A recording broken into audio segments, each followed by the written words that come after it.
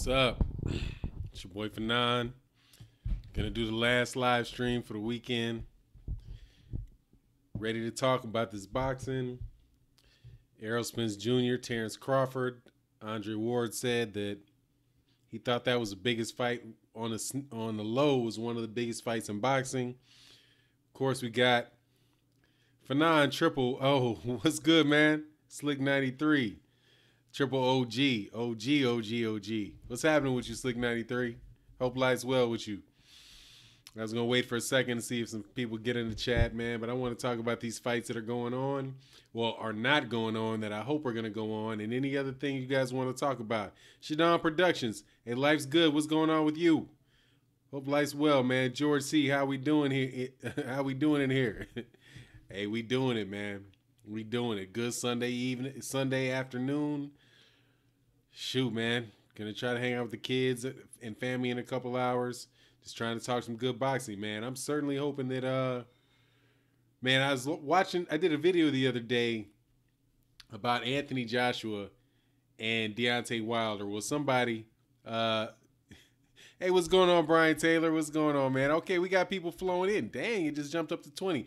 Hey, hit the like button as you guys come walk in the door. I'm gonna, bite off the style I've seen other people use. I'd like to see some good, thumbs up or whatever on the video. We be all good. Trey X, what's good, my man? I'm glad you back on the channel. It was really good having that. You and I had a good back and forth the last live stream, man. And Black Ham TV was good. Oh, thanks congrats. Thank you for subscribing. I'm not so big on the numbers. I am, just having really good conversations in the comment section and on the live stream. And so I appreciate you subscribing to the channel, man, and coming by. But look, I'm going to talk. Just let me go. Yeah, good time. Hey, cool. Hey, what's going on in the Shy, Brian Taylor? Oh, Julio Galino, what's happening? What up? Shout out from Hollywood, Florida. Oh, that's what's good down there in Florida. Chance we might be moving there, man. Either there or Dallas, man. The wife is, I work from home. My practice is from home. And my wife gets, she finished her PhD maybe about a year ago. So she's starting to get a bunch of offers to run programs in different parts of the country, man. And Florida is one of the spots. Dallas is another one. Minneapolis. So, she's going through this process to see where, we might wind up, switching time zones. Brian Taylor says, I'm going for Errol Spence. Yeah. Brian says, I'm okay. I can't wait for it to warm up in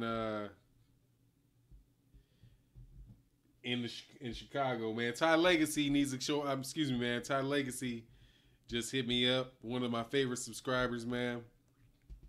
On a private chat. Oh, by the way, if you guys ever want to talk to me just one-on-one besides the super chats, besides the live streams and the videos, hit me up in the section where you can invite somebody to connect on. They got that feature on YouTube. So hit me up, man, and we can connect. You can send me text messages and stuff and ask me. We can holler whenever, during fights, private message, whatever, man. I love boxing. I like talking to subscribers, so let me know. I'm about to just tell Ty Legacy we on the live stream now.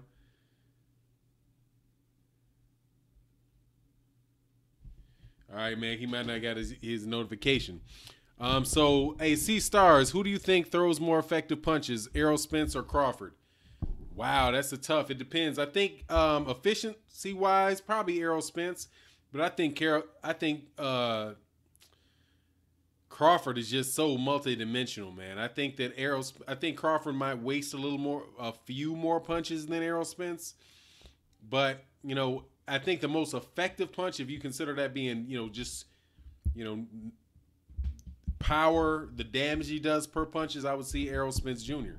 And man, he goes to the body, he just wears cats down. So I would say Errol Spence Jr., but not by very much. I'm telling you, I'm talking about Errol Spence and Crawford is like talking about which one of my kids do I like the most.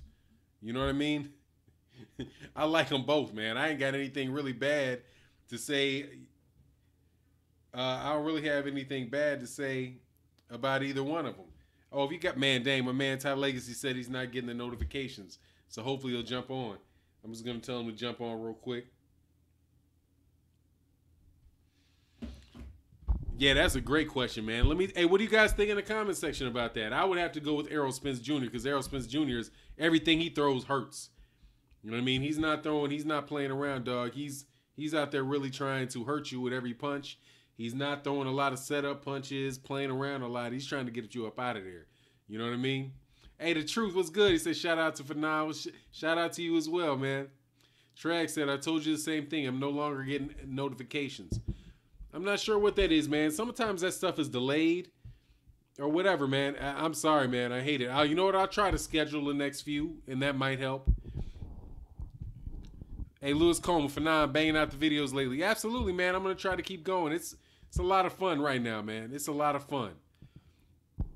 Hey, for the first time in my, man, since I got the channel, I got so few, and thanks to the moderators, I just have so many few people hating on stuff and leaving silly comments. It's just a lot more fun to do, man. I don't find myself agitated at all. So, hey, man, I'm loving the channel, man. And it's just more very, very high quality subscribers. YouTube should do something like that. They should have like something for the creators that say, how many for just so we can know, like how many high quality subscribers do you have? And I feel like of the 7,000 subscribers, like just 7,000 subscribers or whatever. And I'm telling you, man, that's small compared to Boxing Ego and Dante's Boxing Nation, 78 Sports TV, within the boxing sphere. So, it's all good. But I know what we have I have in this channel, or this channel has, is a bunch of really high quality subscribers. People that come to the videos often, people that have really, a lot of my subscribers, I think, know more about boxing than I do and are always on there on the channel talking about and sharing their wisdom. I mean, the quality of subscribers is so high that I feel like I can make videos with Ty Legacy or Corey Lee Boxing and be able to be like, all right, let's just, I want to let my subscribers hear what other subscribers have to say. I'd love to have you on here, Brian Taylor, if you ever down, Trey X, I think that's the most important thing, more than just the numbers of the subscribers. But thanks for the compliment. And we definitely trying to get better, man. You know what I mean?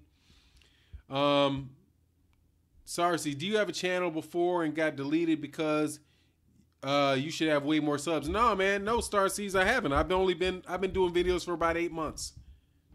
Like I said, I mean, 8 months is pretty decent. I mean, in a year, I could be up to 10,000 subscribers in a year. That's pretty good. You know what I mean? So, no, I mean, I've had the channel. It says like maybe November is the time I opened it, but really, I didn't do any videos, maybe 1 or 2 videos, and I started doing videos around June. Around June time frame is when I really started doing videos on a regular basis. So, maybe over 8 months, because what is it? February, so March, April, May, June. No, about 8 months. I've been doing about 8 months. So it's been good, man. You grow faster. I'm going to tell you, man, I got to give a shout out to 78 Sports TV very much, man. Because I did a video with him maybe a little bit earlier this week. He gave me a shout out. And, man, my subscribers probably went up by 100 just, because of what 78 gave me a good word. That helped a lot, man. Oh, Probet said, H in the house, watch your mouth. That's what I'm talking about with them Charlos, dog.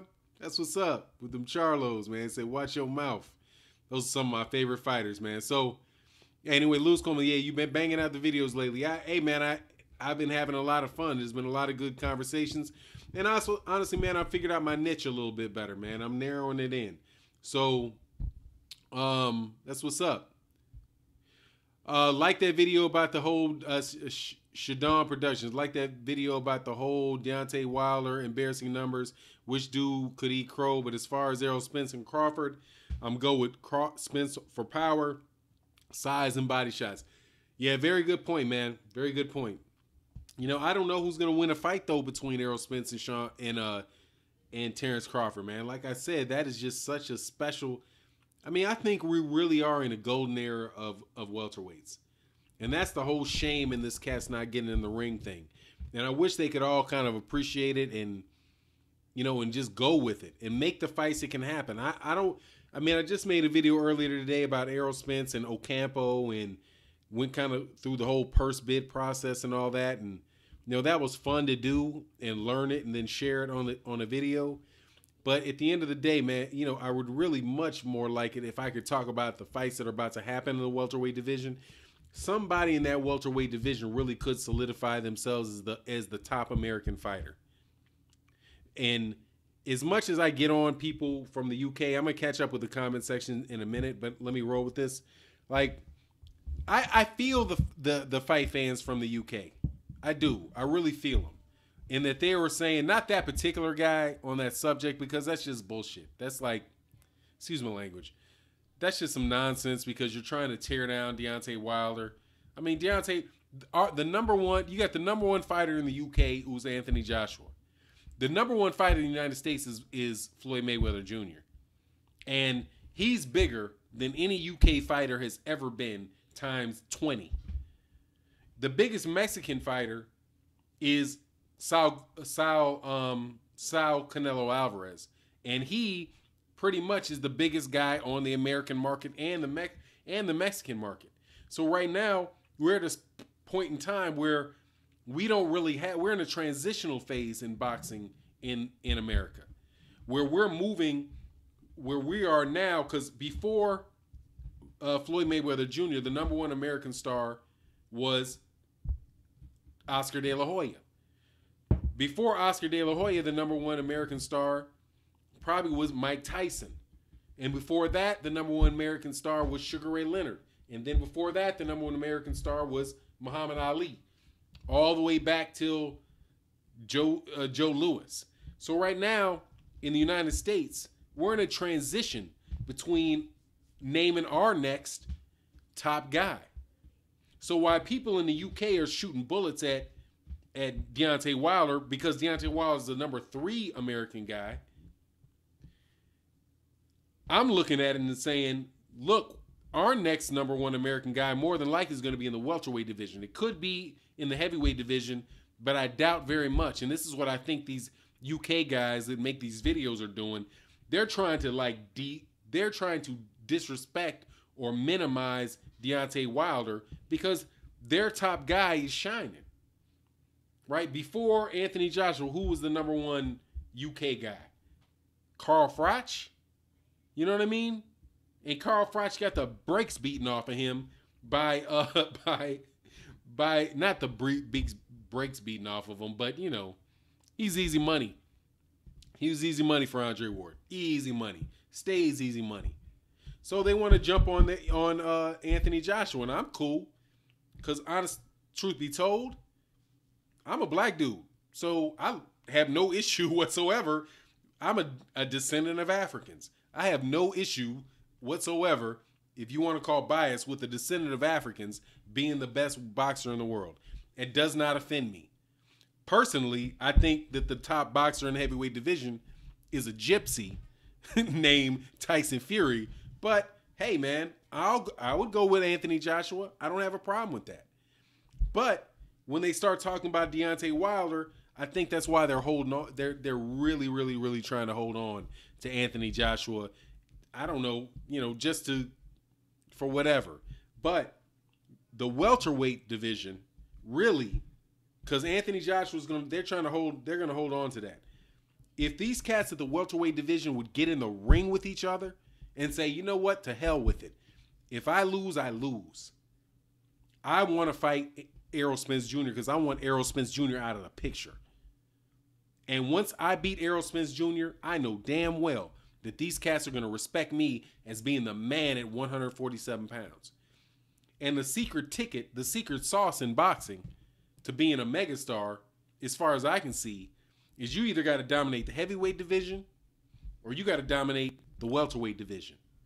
Because note, when we talk about the cash cows and the big dudes in boxing, or maybe the middleweight division.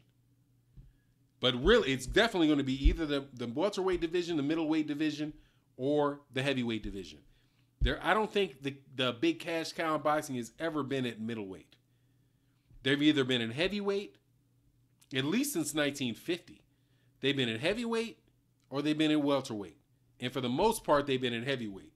As of late, the last 2 have been in welterweight.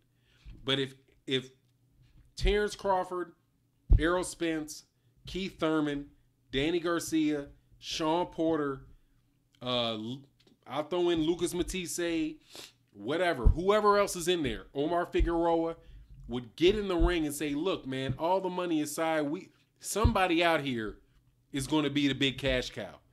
Let's get to the answer and get in the ring and make it hot. And if it winds up being Errol Spence, cool, because Errol Spence got to fight multiple people. He's not like he's just going to not fight anybody. He might give you a rematch. But let somebody in the United States take over the mantle of the king of American boxing. And once you become the king of American boxing, you by default are going to become the king of boxing. Period. Because we got all the money. Or the more money than anybody else. And you can look at that with the numbers of Anthony Joshua. Anthony Joshua's topped out in the UK.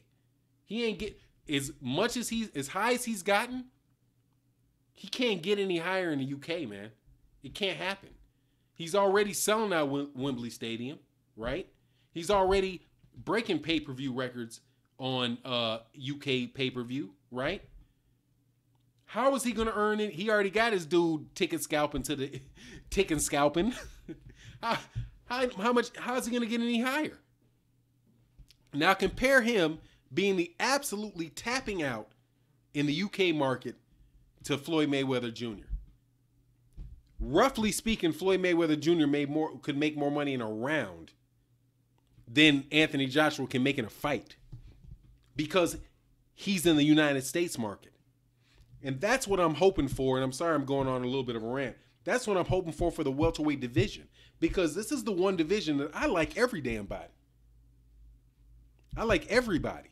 I like Keith Thurman. I like Danny Garcia. I like Errol Spence. I like Terence Crawford.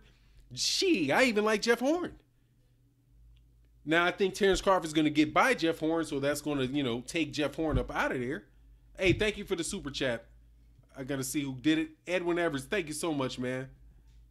And my man Edwin Evers says, finally free to hear it live. Going to listen while doing chores. Drop knowledge for now. I appreciate you, man. Appreciate you. So I'm going to go back on my little rant for a second. If these cats would just, come to a gentleman's agreement, look, we're going to make these fights. We're going to make them because we have to make them. And if we make them, give me a fucking rematch. Give me a rematch. Sorry, Frederick Cotton for the cussing, Trags for the cussing. Give me the rematch. Give me the rematch. Give me the rematch. If I let you, we're going to see who's going to be the king. It's either going to be Errol Spence or it's going to be Sean Porter, or it's going to be Keith Thurman. But if you become the star, Errol Spence, give me the rematch. When you're on top, give me the rematch. And when you making $15 million a fight and we push it to a purse bid, I want to make sure I'm making two.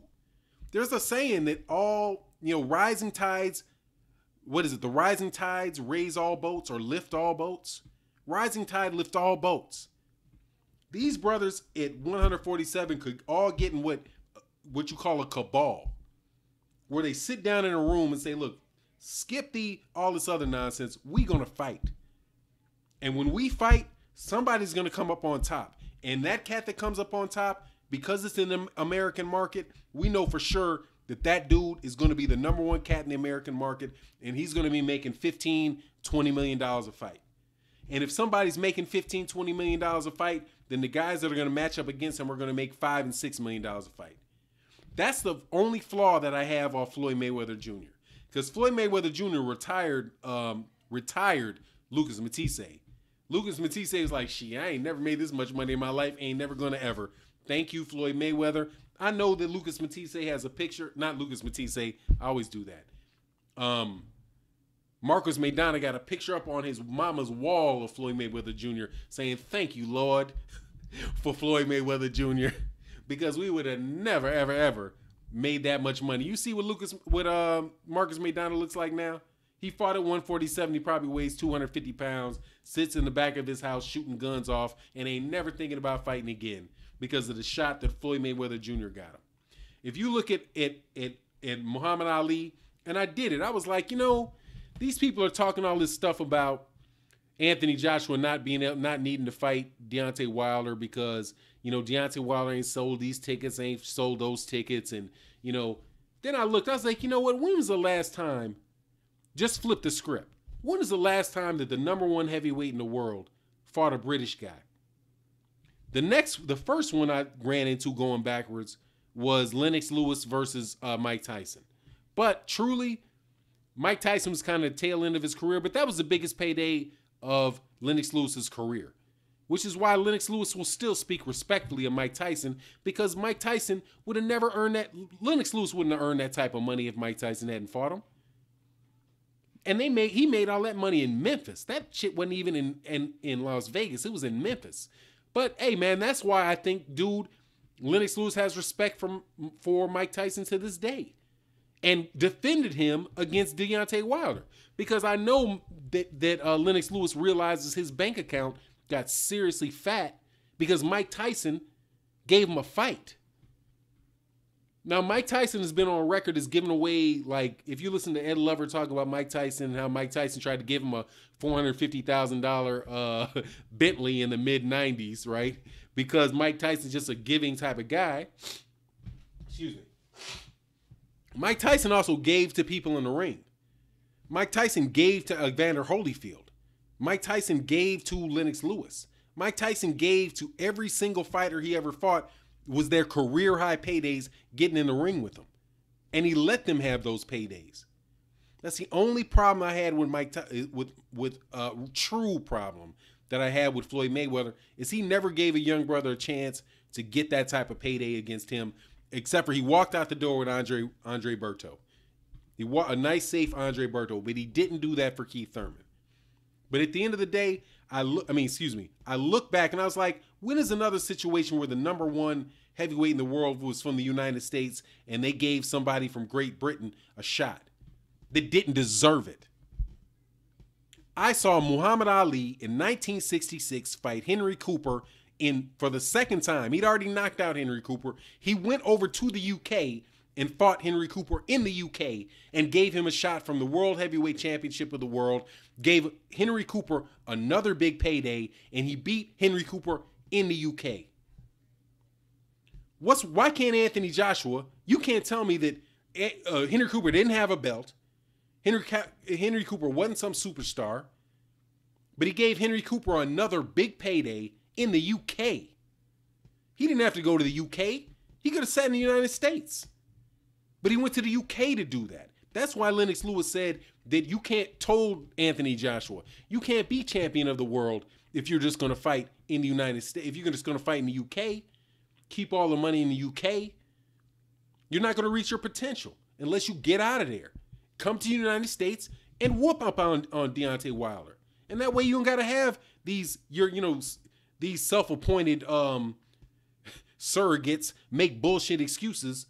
Sorry, I don't want to cuss. Make garbage excuses about Deontay Wilder's ticket sales in a way to justify you not stepping up in the ring and fighting him. Fight him. Knock Deontay Wilder out in the Barclays Center in front of 19,000 people, and then Anthony Joshua will become the king of boxing. Not the king of the UK. And I had somebody, and I'm not looking at the comment sections right now. I'm just kind of flowing with it. Forgive me. I had another cat sending a message to me on that video I did that said, well, you're being mighty arrogant because you're saying that Anthony Joshua is a star in the UK. He's a worldwide star. Okay. He's a star in Nigeria. He's a star in Dubai. He's a star in UK. I guarantee you, I'm in the United States. I don't have to look at Ticketron. Don't nobody know him in the United States. Deontay Wilder's telling the truth. Ain't nobody stunting Anthony Joshua in the United States at all. People in the United States are still on what's Floyd Mayweather going to do? Is he going to be in the MMA? Is he going to fight Conor McGregor in the ring? That's what people are tripping on here. They're asking about whether or not Keith Thurman is going to be fighting Errol Spence Jr. And if Anthony Joshua really wants to be the star of boxing, he better check what's going on down there in the welterweight division. Because what's going on in the welterweight division is all the heat is in the welterweight division. And eventually they're going to sort that out one way or the other. And it's going to pop. And he's going to wind up. He's already getting out earned by a cat from Mexico. I just want to see the fights. And I'm sick of hearing the excuses. If Ali can go to the UK in 1966 and fight Henry Cooper. Henry Cooper is somebody that knocked him down. I constantly hear people that want to, talk about how Ali isn't as good as Anthony Joshua or somebody else, about how Henry Cooper knocked him down. You're right. Henry Cooper knocked him down before he won the belt. And 3 years later, Ali, with the belts and all the money, the #1 cat in boxing, went to Great Britain and knocked out Henry Cooper when he didn't have to take the fight. So I don't see what's wrong with holding Anthony Joshua to the same standard. Bring yourself over to the United States of America. You got a dude running his mouth. You got a loudmouth dude from Alabama running his mouth, talking about you, calling you everything but the Son of God, talking about how he's gonna knock you out, and you ain't acting like you want it. Same thing Keith Thurman is doing. You got a cat over there in Texas talking to this dude in Florida, calling him everything but the Son. He ain't actually called him everything but the Son of God, but I'm completely talking about, man, this dude just don't want it. You got cats walking up on the street to Keith Thurman, tell him, hey man, why you ain't fighting this dude? These cats need to fight in the ring. I love the business of boxing. I'll talk about the business of boxing all day. I'll make videos about the business of boxing. I understand the business of boxing pretty well. I don't claim to be like Bob Arum because I ain't been in the trenches reading the contracts, making the deals. I've been doing something else, and I'm extrapolating on what's going on in boxing because it's a hobby for me. But at the end of the day, I know that this is boxing. The boxers are boxing. The boxers are boxing. Everybody else, there's 2 people that matter in boxing, or 3 people. Boxer 1, Boxer 2, and the fan. Those are the people that matter. Anybody other than Boxer 1, Boxer 2, and the fan is a middleman. If the Boxer 1 or Boxing 2 want to be the king of boxing, they got to do what the fan asks them to do. They got to provide a service to the fan. And they got to force the middlemen into making it happen. Because the middleman is not going to have anything if either the fan or the boxer goes away. And it doesn't matter how many excuses you make. The more excuses a fan makes for a fighter not getting in the ring with another fighter, the worse it is for boxing. The reason I did the video about the guy, and no disrespect to him, where he talked about Deontay Wilder being an embarrassment. What's an embarrassment about being a 7-time defending WBC heavyweight champion of the world, a Olympic bronze medalist, and somebody who's knocked out 38 professional boxers. He's 39-0 with 38 knockouts and knocked out everybody he's ever stepped into a professional ring with. But somehow he's supposed to be embarrassed. It's ridiculous. And I want to see the fights. Sorry, went on a rant. I'll go back to the comment section now. Hagler was a cash cow. No, the truth, Hagler wasn't a cash cow. That was Sugar Ray Leonard. Sugar Ray Leonard, the greatest. Edwin Evers, feel free. Oh, man, thank you. I missed that, man. Okay, feel free. Finally, oh, yeah, I got that, man. Cool. I'm glad. I'm going to go to the bottom because there might have been some comments, and I'll go backwards. That Malik Scott KO versus Wilder was suspect, surely. Okay, if that's the truth, so was the knockout versus Takam. He didn't knock Takam out. Takam they were waiting to stop that fight. Why AJ fans so worried? This is Sauce 302D. Actually, I'm gonna read this, then I'll go to Fanaz. If you guys got a question for me. Why AJ fans so worried about money and popularity? Let the men fight. Why they all distractions? I swear it's all about keeping the belts and sponsors than anything else. Sauce 30TD, this is what I think it is, and I've said this in other videos, and I'm gonna reiterate it. You don't want to see your fighter lose. You're a fan of a boxer. You're not a fan of boxing. And I think that we all go through that well, I've gone through that in stages. There was times where I've seen fights that I didn't want to see happening because I knew my guy was going to lose. I didn't want to see it because I was like, man, my guy's going to lose. I feel like he's going to lose. That's what you call cognitive dissonance. Okay, here, this is where I'm going to go off on another tangent. Forgive me. There's something called cognitive dissonance. And that's what I think UK fight fans, Anthony Joshua fans are suffering from. Cognitive dissonance. Cognitive dissonance is where you cannot hold two opposing thoughts in your head at the same time. And since you can't hold two opposing thoughts in your head at the same time, you got to find a way to justify what you believe. So here's an example. And I'm at risk of getting a flag on this. All right. So you had Thomas Jefferson. Thomas Jefferson was SLAVE owner, right? A slave owner. So I'll just say it. Fuck it. It's a live stream. All right. He was a slave owner. So but he believes he's a good guy at the same time. So he knows that he has people who are locked up in his basement and who have to do what he says. And he's basically kidnapped them for their whole life. You know what I mean? So, but yet he's a good person. And a good person would never do something to another person, right, like that. So what do they have to do? On one hand, they think they're a good person, and on the other hand, they're doing something that's horrific. Well, they figure out in their mind how that works. Well, how does it work? The other person isn't human. The other person likes what I'm doing to them. They're happy. That's cognitive dissonance. That's how you work out cognitive dissonance. So in the cognitive dissonance for the UK fans, for avid Anthony Joshua fans, they have to say on one hand, my guy is the best. He can't beat anybody. But over here is a guy who's knocked out 9 out of 38 people and looks like he is an absolute killer in the ring. Because every time I've ever seen this guy fight, he's knocked the other guy out. But my guy is the best ever, would never have any difficulties with him. How do you rectify those two things in your brain? Well, you just say that everybody that Deontay fought was a bum. And the guys that weren't a bum, he cheated.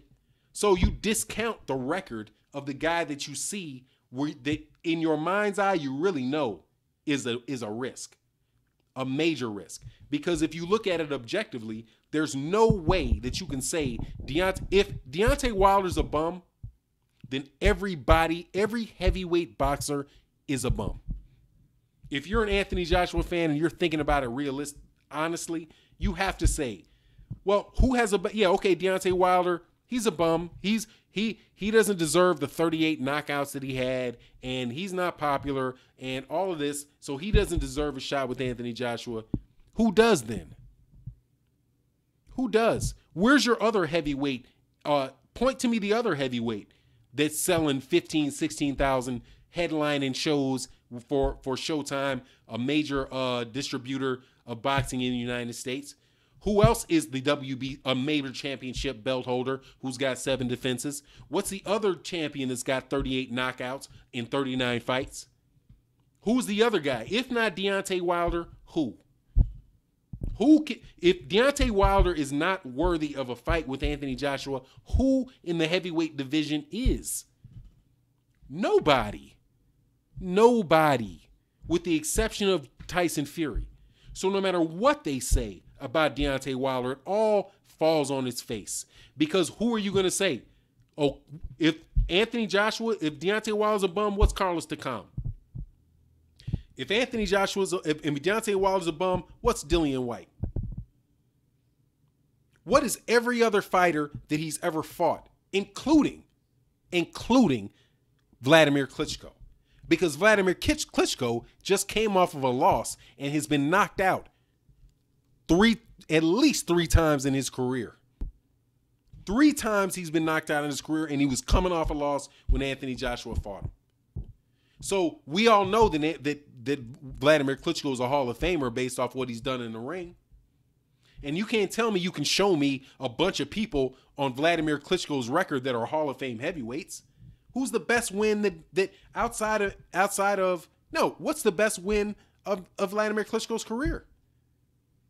Samuel Peter?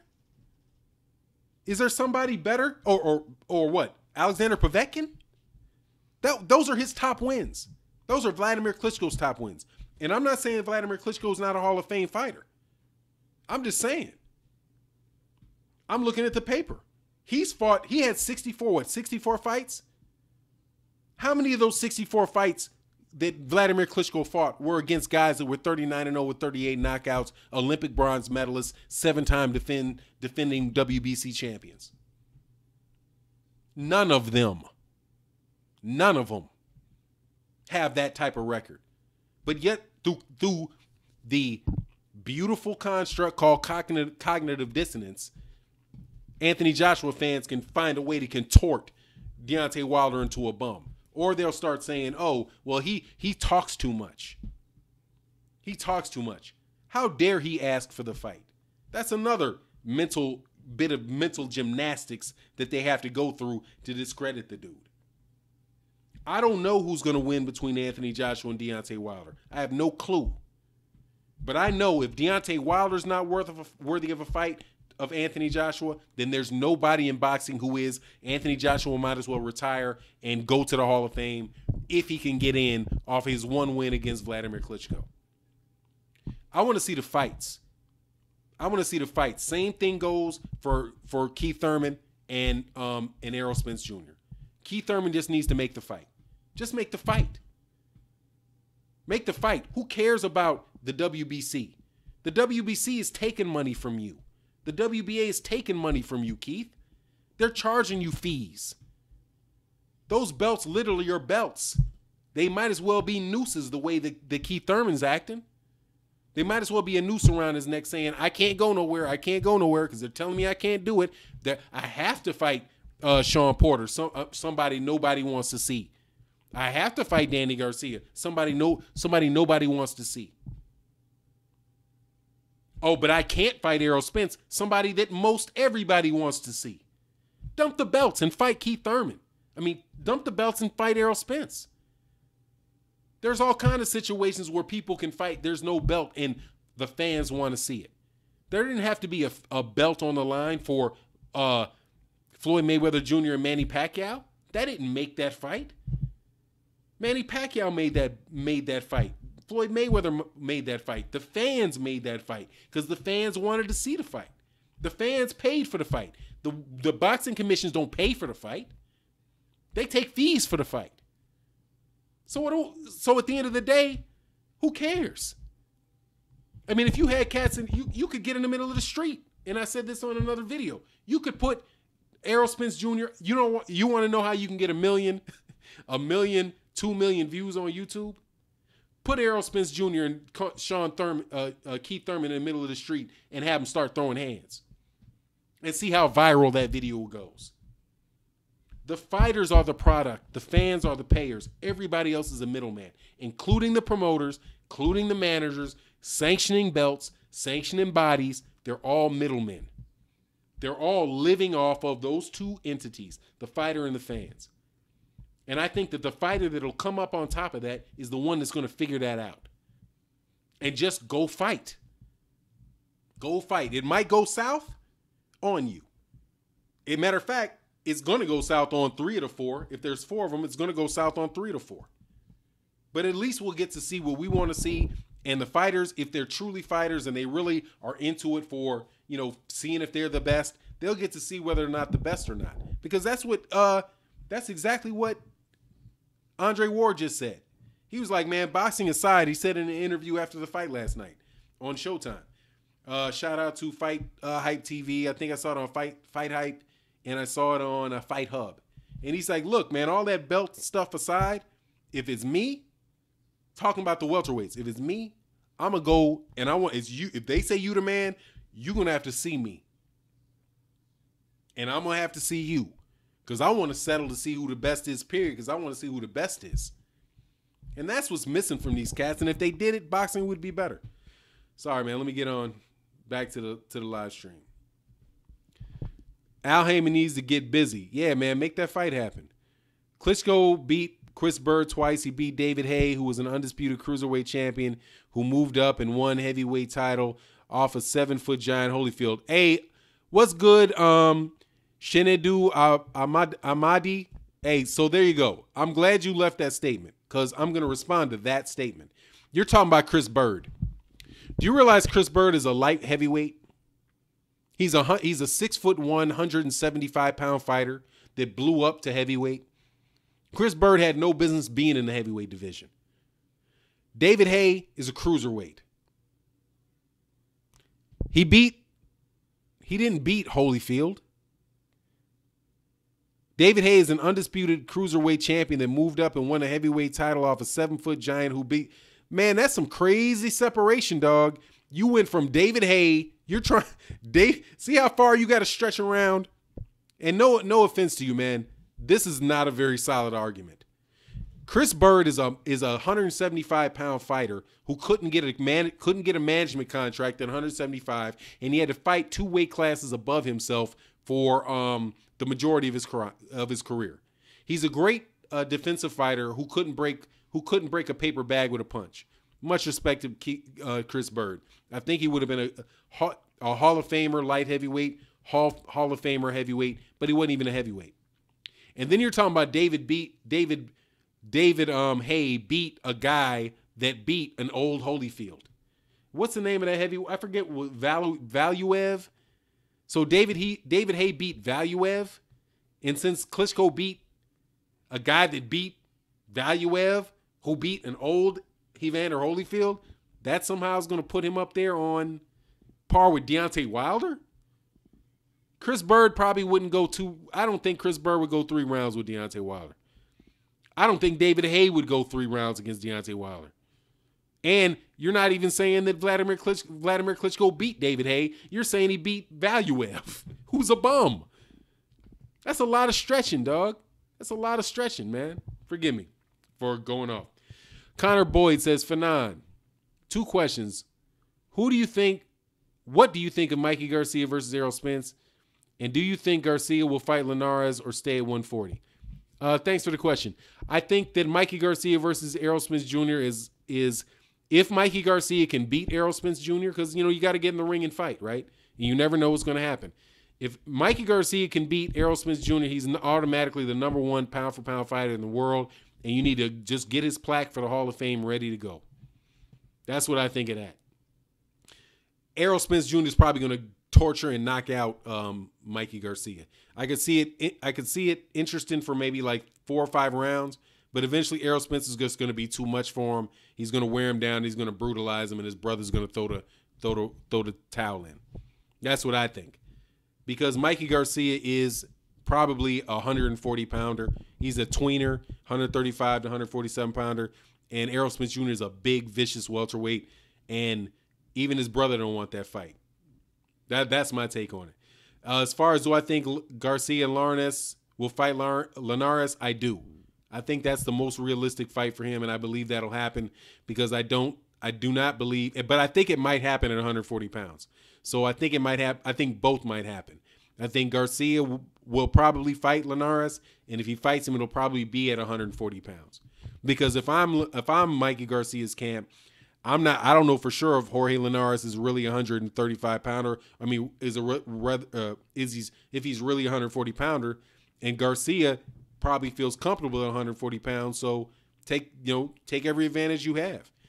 Mikey Garcia is, his family is a great boxing family, great organization. His dad, Coach Vargas, and trained Fernando Vargas, trained his brother Robert Garcia. Robert Garcia is a great trainer. In my opinion, he's a future Hall of Fame trainer, and that they know boxing, and they're going to take every advantage they can possibly have, including weight, which would mean that for me, I think that fight does end up at 140 pounds.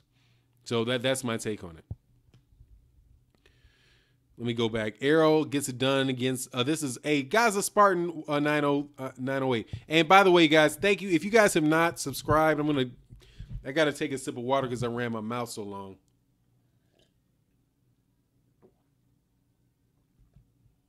Oh, I see you, Jesus Doe. I'll be right to you, my man. Let me go. Jesus Doe. Oh, let me finish what I'm saying. Hey, even Jesus Doe, who's going to argue with me. Hey, subscribe to the channel, hit the bell icon so we can have these good conversations. I see there's a lot of new people that I've not seen before in the chat. We keep it respectable because the most important thing that I want to establish with this channel is that people feel like they can say what they want to say and they're not going to get disrespected. There's not going to be any type of name calling and all that stuff going on. And, we can disagree. Everything that I said for the last 45 minutes is my opinion. And that's it. Nothing more than my opinion. I'm not, I just have my opinion. You have your opinion. And this is a forum to discuss opinions, right? And so I have a microphone, so I'm able to say what I want, uninterrupted. And I would very much like the same thing to be, for other people that are on the live stream to be able to do the same thing, feel as if they can express their feelings and not get attacked. So, please, but, in order to participate in it and make sure you get it, because I do it on a inconsistent basis, like the timings are off, hit the subscribe and the bell icon so you can get notifications, when they come. I've been hearing from different subscribers that they haven't gotten some notifications. So, anyway, you get my point. Jesus Doe says, Fanon, you tripping. Yeah, I be doing that. Fanon, someone who can move and have a bit of athleticism will give Deontay a hard time. Let's be honest. Most of these heavyweights are slow. They are easy targets for that right hand. Man, I don't even know how to go with that, Jesus, because you made my point. You made my point for me. So I'm not quite sure how I'm tripping when you just ended up agreeing with me. No disrespect. And I'll break it down. Someone who can move and have a bit of athleticism will give Deontay a hard time. Let's be honest, most of these heavyweights are slow. So most of the heavyweights in the world are not athletic and are not going to give, aren't athletic and aren't going to be able to really move. All right. That is why Deontay Wilder is a world-class heavyweight champion. And most of these guys are easy targets for the right hand. That's my point. You're not going to have a lot of guys in the heavyweight division that are better than Deontay Wilder. I'm not tripping. I agree with you. The heavyweight division, you're never going to hear me say that the heavyweight division is deep. It's not deep. It's 4 deep, 5 deep. Now, much respect to my man, and if you haven't checked out his channel, check out his channel, Mr. Boxing Today, who can give you a much more in-depth, review of the heavyweight landscape. But as far as I see it, there is Deontay Wilder, Anthony Joshua, Luis Ortiz, Tyson Fury. And from there, there's a drop-off. You have Daniel Dubois, who's coming up. Young dude, is going to be a while before he gets there. But the rest of these guys they're all beatable, including Alexander Povetkin. If you want to add 5, throw Alexander Povetkin in the ring. But that's it. So if you know that Anthony Joshua and Deontay Wilder are both the top heavyweights, and so is Tyson Fury, I think that's fair to say that, then you're only left with 2 other people. So why should Anthony Joshua not fight Deontay Wilder? See what I'm saying? And I'm just going with what you said. Much respect, Jesus. Danielle's pretty good as well. Yeah, absolutely. I throw him in there. And my man Carl Burrow said Roy Vacan. But I'll throw him in there. I mean, hey, who knows? Fanon, this is boxing number 247. Welcome to, I'm not sure if I saw that before, but what's good, my man? Who has a better resume? Wow. Saul Roy Vasai or Vasily Lomachenko? Wow. You're just going to set me out there, dog. Damn. Who has a better wins on his resume? I think, damn, that's hard because, I don't want to throw Lomachenko underneath the bridge, I don't want to throw him underneath the bus on this, but Roy Vasai beat the number 1 pound, a guy who was considered pound for pound number 1 2 times. And then he just beat a very good guy last night. It was kind of questionable, that decision being that wide.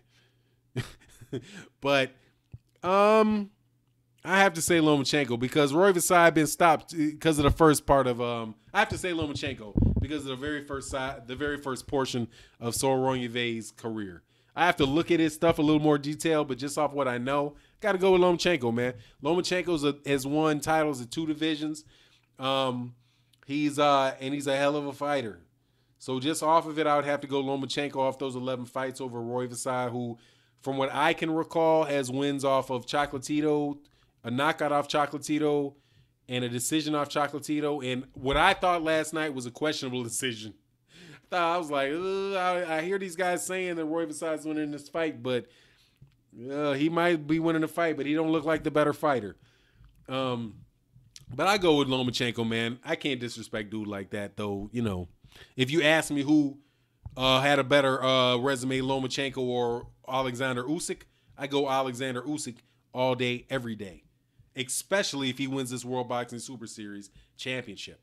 If Alexander Usyk wins that World Boxing Super Series championship, I'm telling you, or whoever the winner of that is, they're right there with Terence Crawford as far as accomplishments in their career, because they're going to unify the cruiserweight division. And I'm big on unification because you are the champion. There's not 3 other champions, or guys like me able to say, well, why don't like Lomachenko? Why don't you fight Mercado? Why don't you fight Berchelt? I mean, hey, man, get in the ring with guys that got belts in your division that got something to lose. So, Roy, as far as Roy Vasai, I would say Lomachenko. But, it's going to be an argument could be made for Sanskrit Soroy Vasai. I listened to that for the first time in years. I listened to the commentary for HBO, but it was pretty much just because Andre Ward was on there, and I wanted to learn how to pronounce Sanskrit Soroy Vasai. Other than that, the volume would have been off on them dudes, man.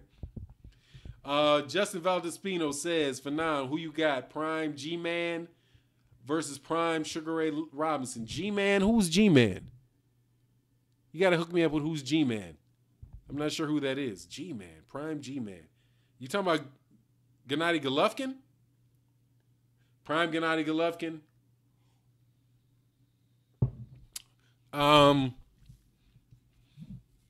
Sugar Ray Robinson. Good fight, Sugar Ray Robinson. Because Sugar Ray Robinson really didn't have any issues up till he got to light heavyweight. But I go Sugar Ray Robinson. Old school respect. Let me go back up to Trags said that I didn't answer his question. So forgive me while I look for Trags' question. Trags, can an argument be made that Floyd quasi passed the torch to Errol Spence by endorsing him after all the hype that surrounded their sparring session? Good question, Trey X. Good question. Here's my take on that. Floyd cannot pass the torch. It isn't up to him to pass. And I don't think it can happen in a sparring session. It's got to happen in front of fans who get awed by what you did. And it connects you to a fan base that's going to support you. Errol Spence Jr., Floyd Mayweather has a fan base. And that's blacks in America. That's his fan base. Period. That's his fan base. There's other people who just kind of like hip hop, rap music pretty much is in the black community in the United States, but there's a lot of other people that start listening to it and it grows out and you sell a lot of money. But hip hop got its legitimacy from the black community that created it. Rap music. I think rap music. Hip hop's a whole lifestyle thing, whatever. But rap music, the legitimacy comes from the black community. That's where it comes from. Floyd Mayweather Jr.'s legitimacy came from the black community. Because we're the ones watching his fights when that dude was fighting on ESPN. And we're the ones that were talking about him and bigging him out and, stood behind him. We were the core base of his fight. Of the 300,000 or 350,000 pay-per-view got people that watched him fight Andre Berto, we were the ones that paid for that. His legitimacy comes from us. Now, other people can either get behind the fighter he's fighting, like with Robert Guerrero or Saul Canelo Alvarez, or, all of the May 5th fights, all the Cinco de Mayo fights. That was the fan base of the people that wanted to see him lose. And then you got the fan bases of a Canelo Alvarez, the fan base of Oscar De La Hoya, right? So big fights happen when big fan bases come together, right? Floyd Mayweather Jr.'s, we're not going to, the black community in the U.S. or worldwide is not going to pass the torch until we figure out who the best is. Period.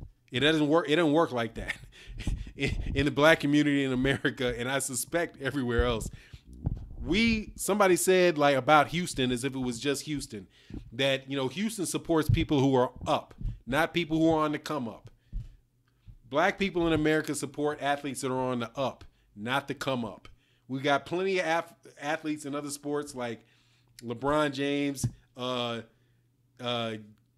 Curry, the NBA players, the NFL players who are on the up. And boxing is not going to separate itself. A boxer is not going to separate itself in our community until they are until they're all the way up. But we have all the makings in order for that to happen. It's going to be one of these cats. That's a beautiful thing about it. It's going to be Terence Crawford. It's either going to be Deontay Wilder, Terence Crawford, Errol Spence Jr., or Keith Thurman. That's what I think about it. So no, he ain't passed the torch, but he dang sure didn't allow people to put somebody, you know, on the up. Hey, what's good? Gary Benson, what's up, my man? Always happy to see you in the chat. All right, let me go back to another for 9. I hope I asked your question, Trey X. I went on that for a little while. Tommy Hearn beats Floyd Mayweather, in my opinion. Carl Borley says that. Yeah, I'll have that too. Floyd's passed. This is Trey X. Floyd's passed the heat to Spence. Floyd was a super champion, had heat for him from Thurman. Exercised the right not to fight is mandatory. Threw Spence in the mix. I picked Mayweather to win regardless. Fair enough, Trey X. And by the way, one thing I appreciate you about you, Trey X, you know, I'm sorry, that's not Trey X, that's Ty Legacy. Thanks, Ty Legacy. I just had Trey X on my mind. That's Ty Legacy that said that. Yeah, I can go with that, Ty Legacy. Fanon, he's talking about McClellan. Oh, I'm sorry. Fanon, can Mayweather call himself the best ever if he didn't unify titles? Yeah, he can call himself the best ever, absolutely. Ain't nothing going to stop him from doing that. Ain't nothing going to stop him from doing that. There's always going to be an argument about whether he is the best ever or not. Personally, I think he needs to go pay Muhammad. He needs to go over there to Layla Ali, or what's the name of Muhammad Ali's wife? Lani Ali, and go give him a cut of every hat he sells. Because that's just, I don't even put any credence in that, man. That's just such an over the top bite off of Muhammad Ali that it's like, come on, man, the best ever, the GOAT, right? I'm the greatest of all time, and he says he's the best ever. That's just a moniker, man. It's just a moniker. Whatever. His own daddy, if you listen to his daddy talk, his daddy will tell you he ain't beating Sugar Ray Robinson, dog. But it is what it is. He's going to say what he's going to say. I don't have any problem with him. He's dang sure the best fighter in the ring every time he's ever stepped in a professional ring. That's what matters with Floyd Mayweather. So, you know, while I kind of irritated with him saying that dumb shit, Scott, I don't want to cuss. I'll say this. When it mattered, he was the best. When he got in a ring with somebody and the money is on the table, Floyd Money Mayweather was the best in the ring when he got in the ring. And he was the best in the ring when he got out the ring. And that was the case every time he stepped in the ring as a professional prize fighter. And that's more than enough. When you start trying to spread that on to being better than Ali, I mean, really, if you want to play that game, and I've done this on many videos, let's play that game. If I'm Muhammad Ali and I'm hearing them say that, if Muhammad Ali is in his prime and Floyd Mayweather's in the room with him, just imagine that. You have Floyd Mayweather and the Jr. looking in the face of a 27-year-old Muhammad Ali saying, I'm the best ever. And then Muhammad Ali looks at him and says, really? Let's get in the ring. Put your gloves on. Let's throw. You think Floyd Mayweather is going to take that? Hell no. He's going to get up out that ring and shut the fuck up and move on about his business, because Muhammad Ali would beat the tar out of him.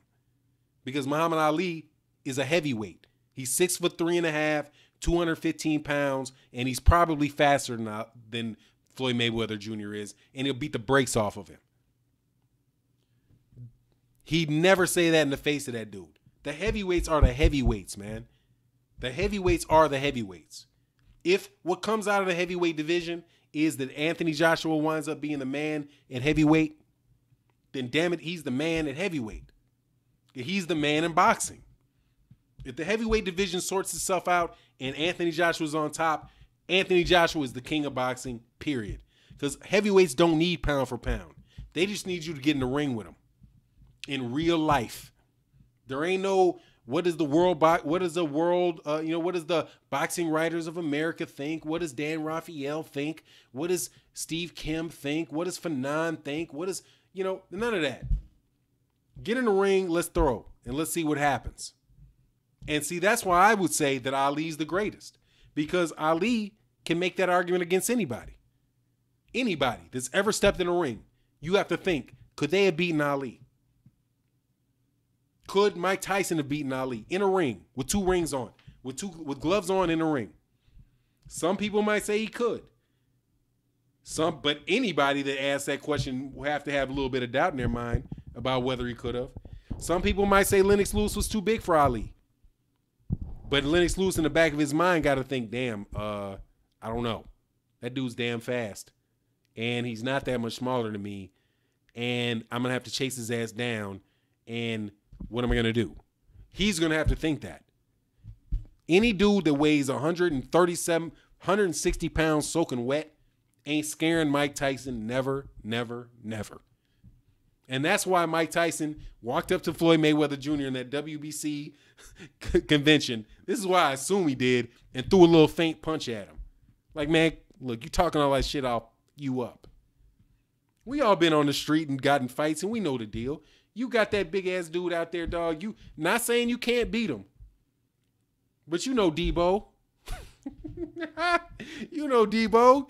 Debo walk up there, you talking all that smack, you'll shut up, and you'll start talking smack again when he's gone. But yeah, when he gone, I'll be talking again. I don't want to hear that little short dude shit about Muhammad Ali, dog. And people on this channel know I love Muhammad Ali. That's my dude, dog. Oh, Clinton Bronson said Muhammad Ali versus Jack Johnson. Whoa. Hey, Blood Boxing in the house, dog. Always honored when Blood Boxing's up in here, dog. Always, always honored when Blood Boxing walks in the house. Clifton Bronson says Ali versus Jack Johnson, Fanon. See, Clint, you are messing me up. Oh, Chosen says no need to do fantasy matchups. Hey, I'll do the Ali Jack Johnson. Hey man, I'm gonna take Ali by 35th round decision.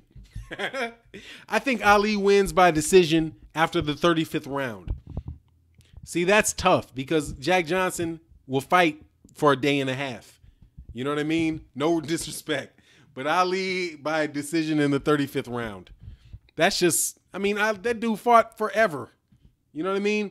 But I can't disrespect. Hey, you know what? First time ever. I take Jack Johnson. I take Jack Johnson. This is the only time you'll ever hear me say that my dude Ali would lose. I got a little sip of something here. I'm going to take a sip for Jack Johnson and all he did for boxing. Jack Johnson's a man. I'm never going to disrespect Jack Johnson. All right, next question. Shit, I spilled something. Forgive me. All right, man. 1960s politics, Ali. I said much respect for now. Yeah, Ali, hey, it is what it is. Hey, Roy Babineau, welcome to the chat. Welcome back, my man. What's good with you, man? We got a lot of, hey, there's like 100 people that I can see that are in the live stream right now. Thank you, everybody, for attending. Hey, hit the subscribe button and the bell icon. That way, when we have these back and forths, man, we can have a real good conversation. That's why I want you to do that, man. I'm not asking you to subscribe so you can agree with me, but the fact that we have really good boxing conversations and so many mature adults in at the same time, that speaks really well of boxing, man. Let me back up. I'm gonna look for a Fanon. Fanon, this is Vince Williams. What's good, my man, Vince? I think I said what's up to you before, but what's up again in case I missed it. Fanon, why do you think so many fighters either either lack or don't use basic boxing skills, i.e. head movement, working behind a jab, going to the body, footwork, etc. Oh, that's easy. Jim Damn Lampley. Because they keep telling, if you want to be a professional boxer and make money, you got to act like you don't know how to box.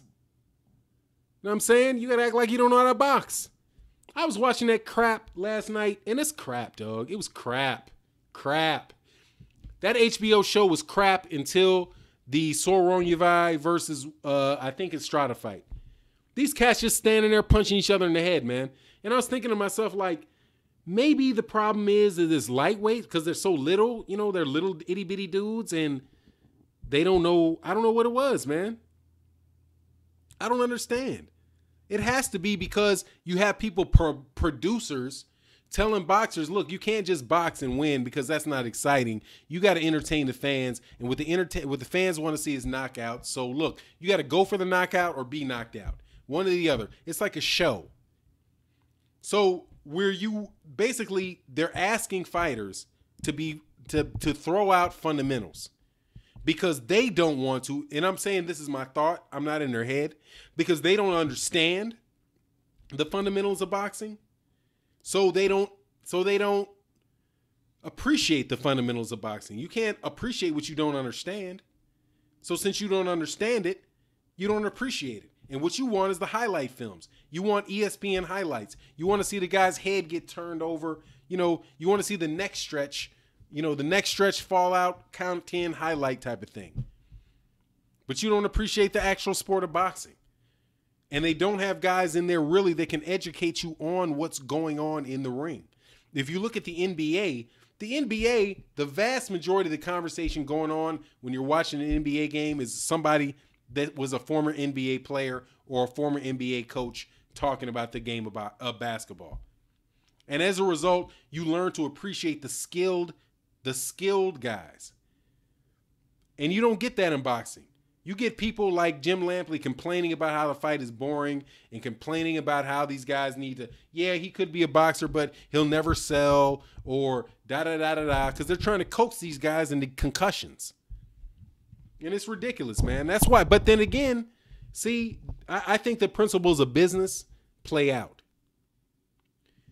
People will eventually be able to tell what quality is. And if you put out a quality product, no matter what it is, eventually people will appreciate that. Floyd Mayweather Jr.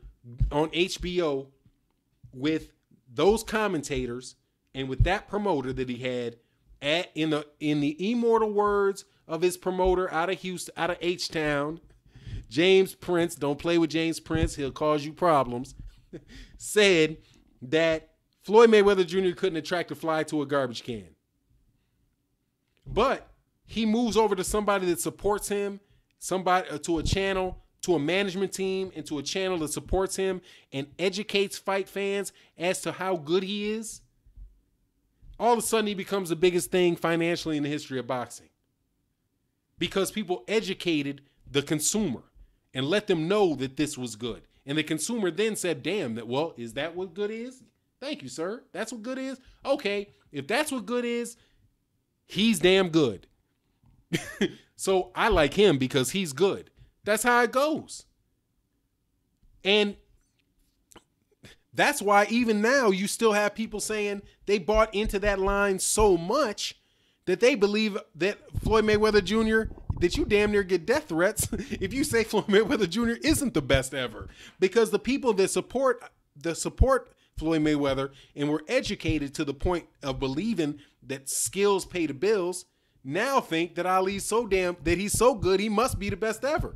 As if nobody else ever had any skills. So that's why I think HBO, number one, that's why I think people don't appreciate the skills of boxing because HBO for so long was so arrogant in their ability to attract any fighter. Like Jim Lampley said at some point, he's like, we don't have to look for good fights. We don't have to look good for good fighters. They all come to us. And since they all come to us, we can pick and choose what we want. Well, it ain't like that anymore, dog. Now you got somebody that's in Showtime that was on your heels, looking for a chance to become the number one network in boxing, and I see that they've achieved it by focusing on the fundament, focusing on good quality boxing for the demographics that are interested in boxing. HBO is trying to go, I don't know what the hell they're doing, dude. Anyway, that's my long, very, very long answer to your question. Sorry, man. I'm on one today. I am really on one today. But thanks for everybody for tuning into the chat. But Blood Boxing's in the house. I got to say that again. That's my dude. If you guys have not checked out Blood Boxing and you a Black Fight fan, check out Blood Boxing, man. He keeps it realer than the realest than the realer real. Really, really real. That's my guy. Javier Logan says, F9. And as a side note, I think the Rocky movies hurt more than they helped boxing. They made a new era of casual fans thinking all boxing matches must be fights to the death. Exactly. It made it. I agree. I absolutely agree. They do not, and they could have just as well. They could have just as well have given taught people about boxing. You have the Matrix, right? Where the Matrix, you see all these bullets coming at people and they're ducking punches, ducking and moving and ducking. He could have easily have done the same thing. But, you know, there's something else with that. Brett Friedland. I don't see if I've seen you before on the channel, Brett Friedland. Welcome to the channel. Thank you very much for the comment. He says he did the fundamentals. I don't know what that is, but I saw your name and I wanted to welcome to the channel. Hadn't seen you before that I can recall. Jesus Doe. Back to my man Jesus Doe.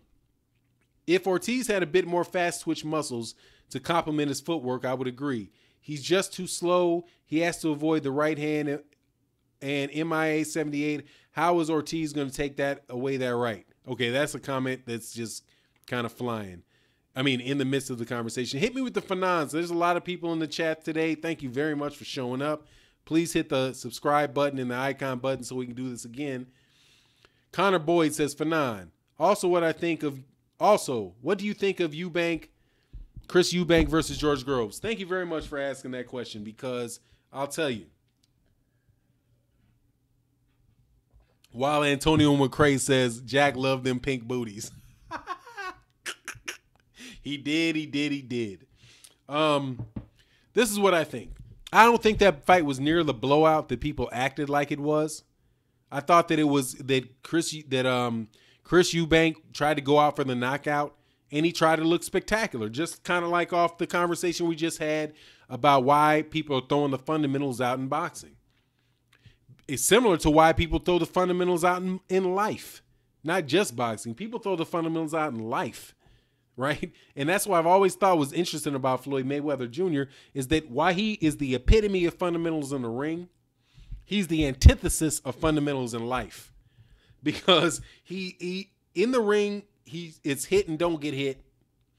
And outside the ring, it's spend everything you earn. And those two things are diametrically opposed. But Chris Eubank, I think he's trying to follow along the lines about what he thinks needs to happen in order for him to sell tickets and be a great fight and to be a popular fighter. He went for the knockout. And if you look at Chris Eubank through the whole fight from round one, I was like, Ty Legacy and I were, YouTube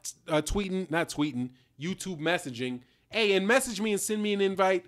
Anybody that sends me an invite to connect on YouTube, I'm going to accept it, so you can send me direct messages and I'll, you can say, hey, Fanon, and not everybody has to see it. You can just send it straight to me. I'll accept the friend deal and I'll respond to it. I might not be able to do it that second, but I'll do it. Because like I said, this whole channel is about just having real good communication between serious boxing fans and mature boxing fans. But that's what I think about Chris Eubank. I think he just wanted to go for the knockout. And he looked for it the whole fight. Like, I can knock this guy out with one punch. I can knock him out with one punch. I can knock him out with one punch. I'm not going to try to box. I'm going to try to knock him out. And eventually, that allowed George Groves just to box and win because he was doing what he needed to do fundamentally. And then he lost. That's what I think. I think he fought a bad fight. Now, is that it for Chris Eubank? No, because Eubank didn't get the brakes beaten off of him. I don't even remember Chris Eubank ever getting hurt. I just saw that he just had a terrible approach to the fight and could have taken, and could have just boxed and won the fight. If he had the ability to box and win the fight, I can't say for sure if he did, but I'm telling you, man, I can count on my hands the number of jabs that he threw. He just tried to go for the knockout the whole time. That's my thoughts on it. Fanon, Prime Ward versus Prime Gerald McClellan. Dang, man, you asked me the hardest question ever with that, man. I'm gonna go with Ward for no good reason, because Gerald McClellan is a body snatcher. But I think that Andre Ward is probably a little more versatile, and he's very, very smart in the ring and could have found a way to overcome that. If I remember correctly, I think Gerald McClellan. Yeah, I would take Ward over Gerald McClellan. Conor McGregor, the scorecards in that fight were BS. That fight was much closer than the commentators said. Yeah, I thought it was much closer than what the people were acting like after the fight. I don't remember what the scorecard said, but I mean, it is what it is. Quincy Pinola says Eubank got clipped more than once and was knocked down. That was knocked down that didn't even count. He didn't get knocked down. It is what it is, man. Edwin Evers said, for now, you better not be picking against Ward, dog. I don't, Hey, Ward is an all-time great, in my opinion. In my lifetime, Gerald McClellan's a great fighter. Oh, man, come on, Ali Dago. Ali versus Vladimir Vitali? You kidding me? Dog, easy money. Unanimous decision for Ali, dog. He hits him and never gets touched. You talking about a 1967 Ali? He hits him and never gets touched. But dang, Vitaly Klitschko's a great fighter. I hate it, though. I hate it. I got to say Ali because I know Ali would beat that dude because they're close enough to the deal. But I definitely would go with Ali over Vitaly. But damn it, Vitaly Klitschko's a great fighter and the best Klitschko fighter and the best heavyweight since... I'll go out on a limb and say Vitaly Klitschko's the best heavyweight champion, the best heavyweight since Lennox Lewis. Man, Rio Amon, thank you, sir. As always, man, you come out and represent. Thank you, sir, for the super chat. Let me get to Rio Amon. Just tuned in. What are your thoughts on Charlo fight being pushed back to April? How can Charlo leverage the pushback date and win more impressively? I just think that Charlo needs to win the fight. As far as like Charlo trying to go out there and do something ridiculously special, I don't think he needs to do that in the long run because it won't benefit him. If he walks in there and sparks, what's the guy's name, Centino, in the first 30 seconds of the fight, then all that is going to do is hunker down Abel Sanchez and hunker down Oscar De La Hoya into not making the fight because they're going to be like, they'll still come up with this whatever excuse they need to make in order to not have the fight. It'll be money. Like, who knows him? Who knows him? Has he made 50? He's never made $10 million in a fight before, so why would I fight him? There's never been a champion who's had their hair peroxide on the top that won a championship, and he's got peroxide on the top of his hair, so why would I fight him? They're going to say any damn thing they can in order to keep that fight from happening and get more paydays on easier touches. That's my belief. So what Jermall Charlo needs to do is win the fight. Period. Just like what happened yesterday with Callum Smith. He had a late replacement in whatever the dude's name is that replaced Brahmer, and he didn't look the best. But he only had like, a week, 2 weeks to prepare for that particular fighter. And he just was like, you know what? I'm going to 1-2 uppercut this dude for 12 rounds and get the belt. And now it doesn't matter whether or not he looks spectacular or not because he's going to be in the championship he's going to be in the World Boxing Super Series finals against George Groves or if George Groves can't make it, against whoever it is that gets there. He won the fight. Just oppose that against Chris Eubank.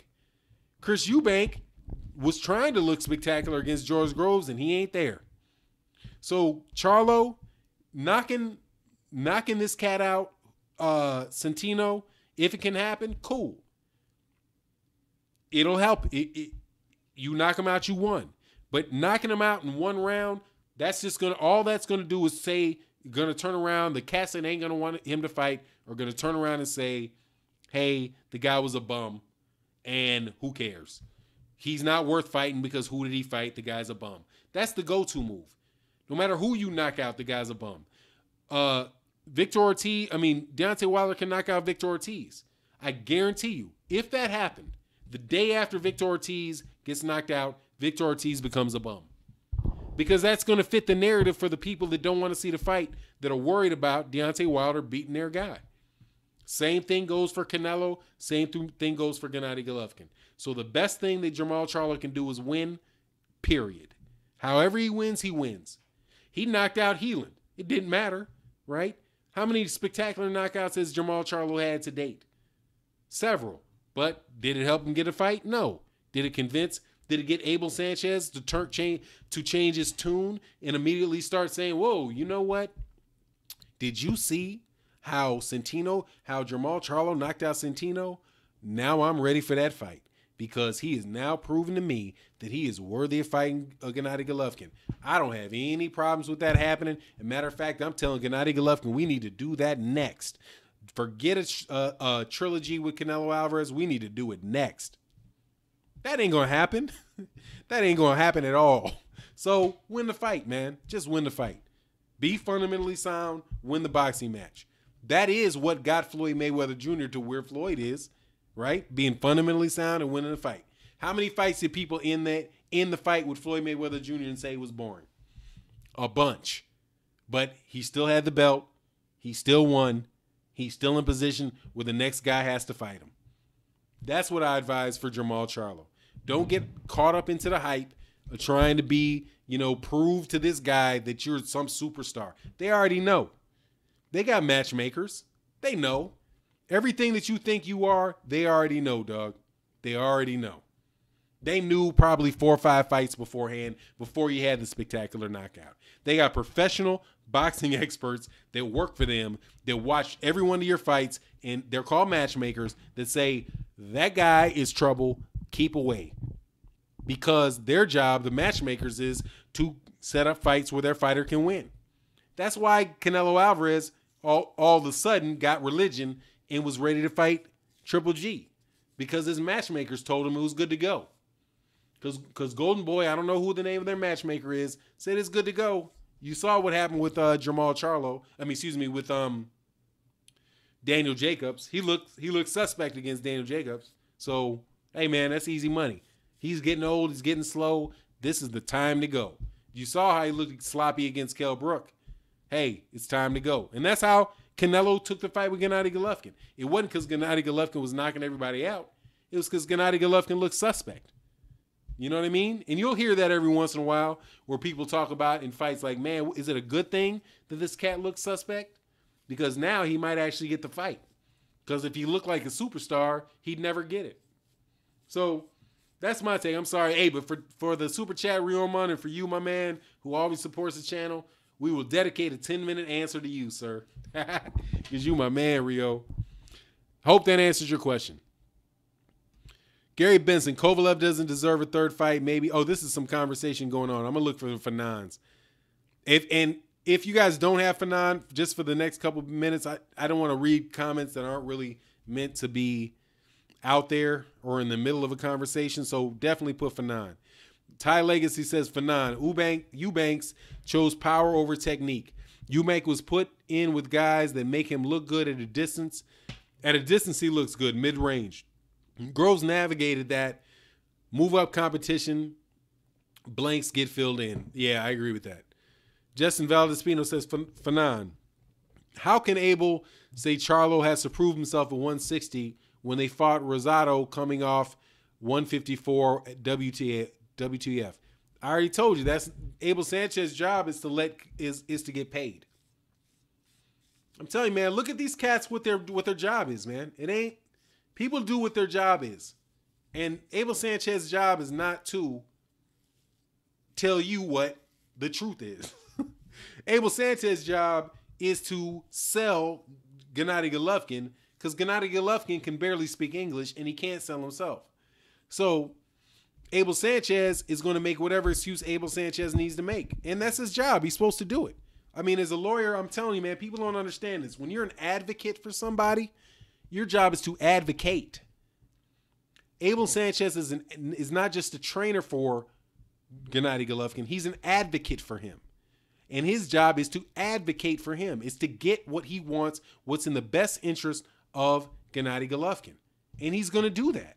And Jamal Charlo is not in the best interest of Jamal Charlo is not in the best interest of Gennady Golovkin. One, he might knock him out, and that's not in Gennady Golovkin's best interest. Two, if he doesn't knock him out, he might make him look real bad.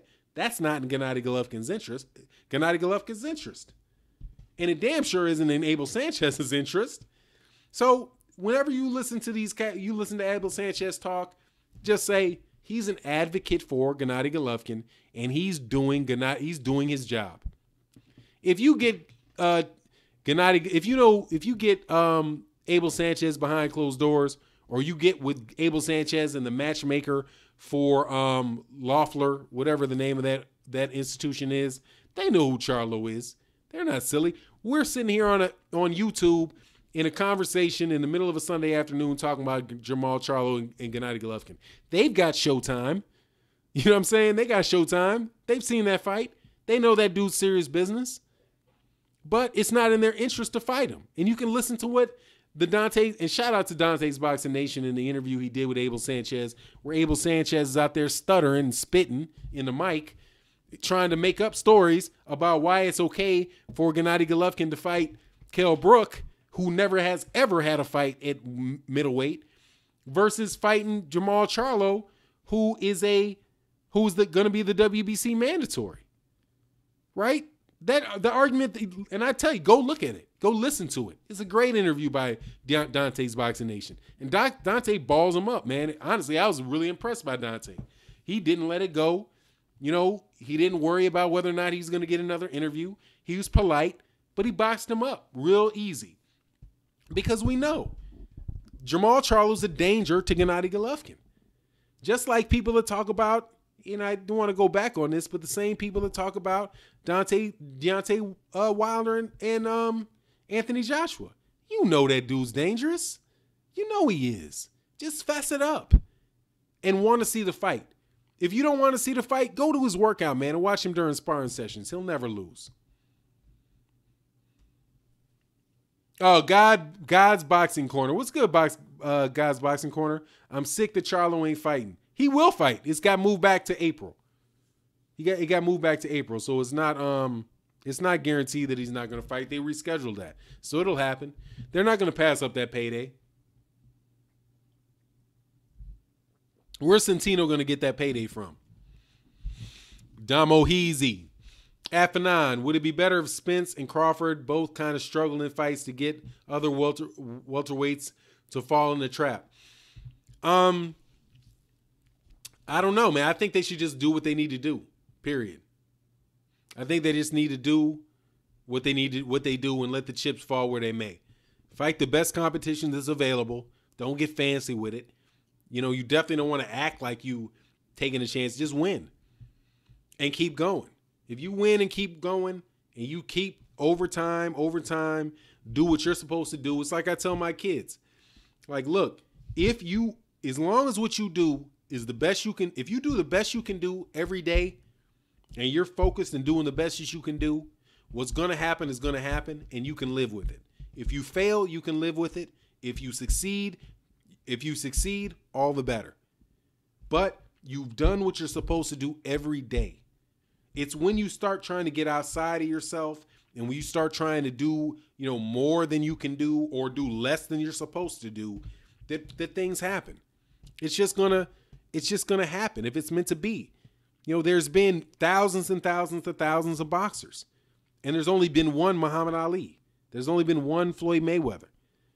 You know what I mean? You just got to do the best you can do with what you have, and let the chips fall where they may. Because a lot of this stuff is as much in life as we don't want that to be the case. Most of the stuff in life is out of your control, and all you can really do is take care of the business that you have in front of you. And see how things fall. But definitely don't go out of your way to look bad. Just do you. The guy's throwing punches at you, don't get hit and hit him. Win the fight, walk out of there. You know what I mean? Collect your purse, count your money, collect your purse, count your money, and then move on to the next. For 9, this is Rasheed Towns. Who is out there for Crawford and Spence to fight other than each other? Thurman and his 2 mandatories. Terence Crawford is the only one that I mean, there's a bunch of guys who are out there, so I'm going to answer the question strictly speaking. Is Terence Crawford, is Jeff Horn. I mean, there's more people to fight out there, but it's kind of tight. It's kind of tight, man. Hey, sleep with one eye open. What's up, man? You woke up early. I think you out there in Australia and got up kind of early. I don't know what time it is out there, but it's good to see you on the stream, man. I always see you're one of the commentators whose comments always hit me on my phone. So I don't even read what you do. It's like you got direct access, dog. Everyone you do, I see directly on my phone. I don't even see it in the comment sections. I see it straight up. Hey, Nino Brown, what's good, my man? So for people that want to be able to like just send me messages, please, send the personal invite and I'll respond. Oh, Corey Lee says, read my Sanchez comments. Yeah, for sure. I'll back up. Sorry about that. I'm looking for Corey Lee. Sorry, man. It's taking a sec. Corey Lee, Fanon. Abel Sanchez is really talking like they're scared, and Ward said it first when he challenged him. Sanchez didn't say he's not fighting Canelo when Canelo said he was going to knock him out like GGG, like Charlo. I got to read him. Is that what you want to read? Oh, yeah. I agree, man. I can see what you're saying. Hey, Mr. Doc says, Fanon, it's classic axiom. Win today, worry about how you look next time. Exactly. That is what it is, man. Connor Bird says, Fanon, what heavyweight today would you give a chance of beating Mike Tyson? Tyson Fury. A chance? How good a chance, I can't say, but Tyson Fury, Deontay Wilder, and Tyson Fury. All 3 of them I would give a chance to beat them. I think those guys are very good fighters. I think all of them are. And they got a lot of size. They got skill. They all 3 of them might get put on their behind too. But, Luis Ortiz too. Yeah, I give Luis. Yeah, I think Luis Ortiz is a little harder but yeah, I give Luis Ortiz that too. Fanon, this is Karita Roberts. What's going on, Karita? Fanon, who would win, Triple G or Spence if they were in the same weight class? I'm biased when it comes to Spence. By the end of the year, he will be the most talked about. He's the most talked about now. And if they're in the same weight class, Errol Spence. Because I think Errol Spence is a vicious body puncher. But Gennady Golovkin's no joke, dog. Seriously, he's no joke. Oh, man, my man Conor McGregor says Ortiz is the best heavyweight. Much respect. I can respect that. I'm glad to see we got a Cuban, somebody respecting my man up in here. Excuse me. It's a Wilder all day. Let me move up. Texas versus Texas. Omar versus Spence. Spence in a great fight. And then, but see, the type of cat that Omar Figueroa is, that Omar Figueroa will be able to, Omar Figueroa, if he takes a loss, is going to look good and can come back because he's throwing them hands. But Omar Figueroa really could. I think he's a better boxer than he shows. I think he's trying to excite fans and do all that. Good for him, and good for us, I guess. But hey, man, we'll count his braid cells at the end of his career. Quincy Pinola says, too much ducking in boxing. Agreed. Okay, yeah, at Tunnel Vision. Hey, what's good, Tunnel Vision? By the way, great interchange on that last comment section that we had where you and I talked about Errol Spence Jr. and the whole mandatory thing. Tunnel Vision, much respect. I definitely see your point, and I hope you understood mine. But thanks for the comments, man. Whenever I go back 3, 4, 5 times with a guy on the comments, I just want to make sure you know that I definitely appreciate your viewpoint, and I can see where you're coming from. Fanon, who's out there for Crawford? Okay, I got to that. I'm going to go back a little bit. I might have missed the Fanon question up top. Oh, Domo Heezy. F9. Would it be better? Oh, no, I answered that. Would it be better for Spence and Crawford to kind of struggle in fights? Hey, but you know what? I'm glad that I came back across that. Let's talk about my man. My number 1 pound-for-pound fighter in the world, without a doubt. Slight doubt with Canelo Alvarez. But the guy I have as number one pound for pound guy in boxing is Terence Crawford. Terence Crawford needs to get away from Top Rank. If he wants to reach superstardom, he needs to let those dudes go. And he doesn't have to be some super talk mouth. You know, he doesn't have to talk it up and do all that stuff because, you know, Oscar De La Hoya wasn't running his mouth 100 miles an hour. He was just winning fights, getting in good competitions, fighting the best fighters. Floyd Mayweather Jr. just got into a really good position. Terence Crawford's skills, if he can get through everybody at 147, is more than good enough for him to be the next superstar. And I'll have to say, as much as I like Errol Spence Jr., man, and this is just me being as honest as I can, I really like Errol Spence Jr. I like the way he fights. I think that just like I put in the title of this versus Errol Spence versus Crawford, could it be the best fight in boxing? Just like my man Andre Ward insinuated that it could be. Terence Crawford for me is a special fighter. I think he has a chance where his skills can lift him to whatever level that his competition, that the fights that he fights will take him. But as long as he's with Top Rank, he won't get there. It is a shame. And I see you, Mr. Meaner Esquire. What's good, my man? And I get to that once I get through with this Terence Crawford rant I'm about to go on. As long as Terence Crawford is with Bob Arum, he'll never meet his financial potential, and he'll never give everything that he can give to boxing fans to remember him, you know, throughout the history of, you know, for years and years and years. Because Bob Arum does not respect Terence Crawford, and he does not respect Terence Crawford's fan base. Bob Arum, whether he's 90 years old, whatever the reason is, he's got his mind set as a stubborn old man that Eastern European fighters are the future of boxing. And I think it might be that they cost less. I don't know what it is. But that's who Bob Arum loves. You see him hugging and kissing and oh my God. Oh, I've never seen anything like Vasily Lomachenko in my life. Oh, he's the greatest thing ever. Oh, guys, if I was Terence Crawford's friend, because I can't beat Terence Crawford. Terence ain't but one Terence Crawford. I'm listening to that. I'm like, man, I got to get the up out of here, man. Because your trainer doesn't respect your fan base. Bob Arum has shown he is not interested in the African-American fan base.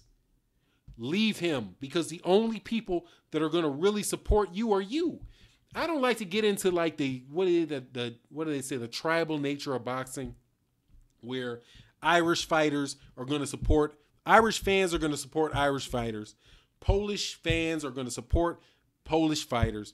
Puerto Rican fans are going to support Puerto Rican fighters. Mexican fans are going to support, even though I think Mexican fans get a bad rep. They support Mexican fighters and other fighters. Mexicans love boxing. Same thing with Puerto Ricans. But anyway, African Americans, black people in America, and black people in the UK, black people in Jamaica, black people in the Dominican Republic, who may or may not say they're black depending on the day, black people in Haiti, black people in Canada, everywhere, and black people in Africa are going to support people that they think are close to them. And that is why Floyd Mayweather Jr. was successful. And that's why Terence Crawford could follow in his footsteps, because he's got that level of skill.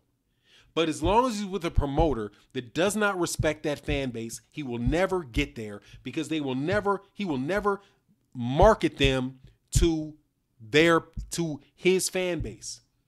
He's spending his time focused on Vasily Lomachenko. He's spending his time signing Panamarev, right? Whatever it is. That's what Terence Crawford has to do. He needs to leave.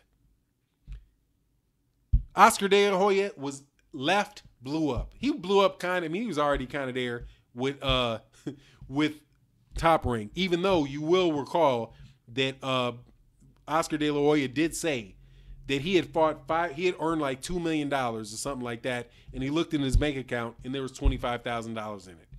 And he was like, man, my God, what's going on? Floyd Mayweather Jr. said the best decision he ever made, was leaving Bob Arum.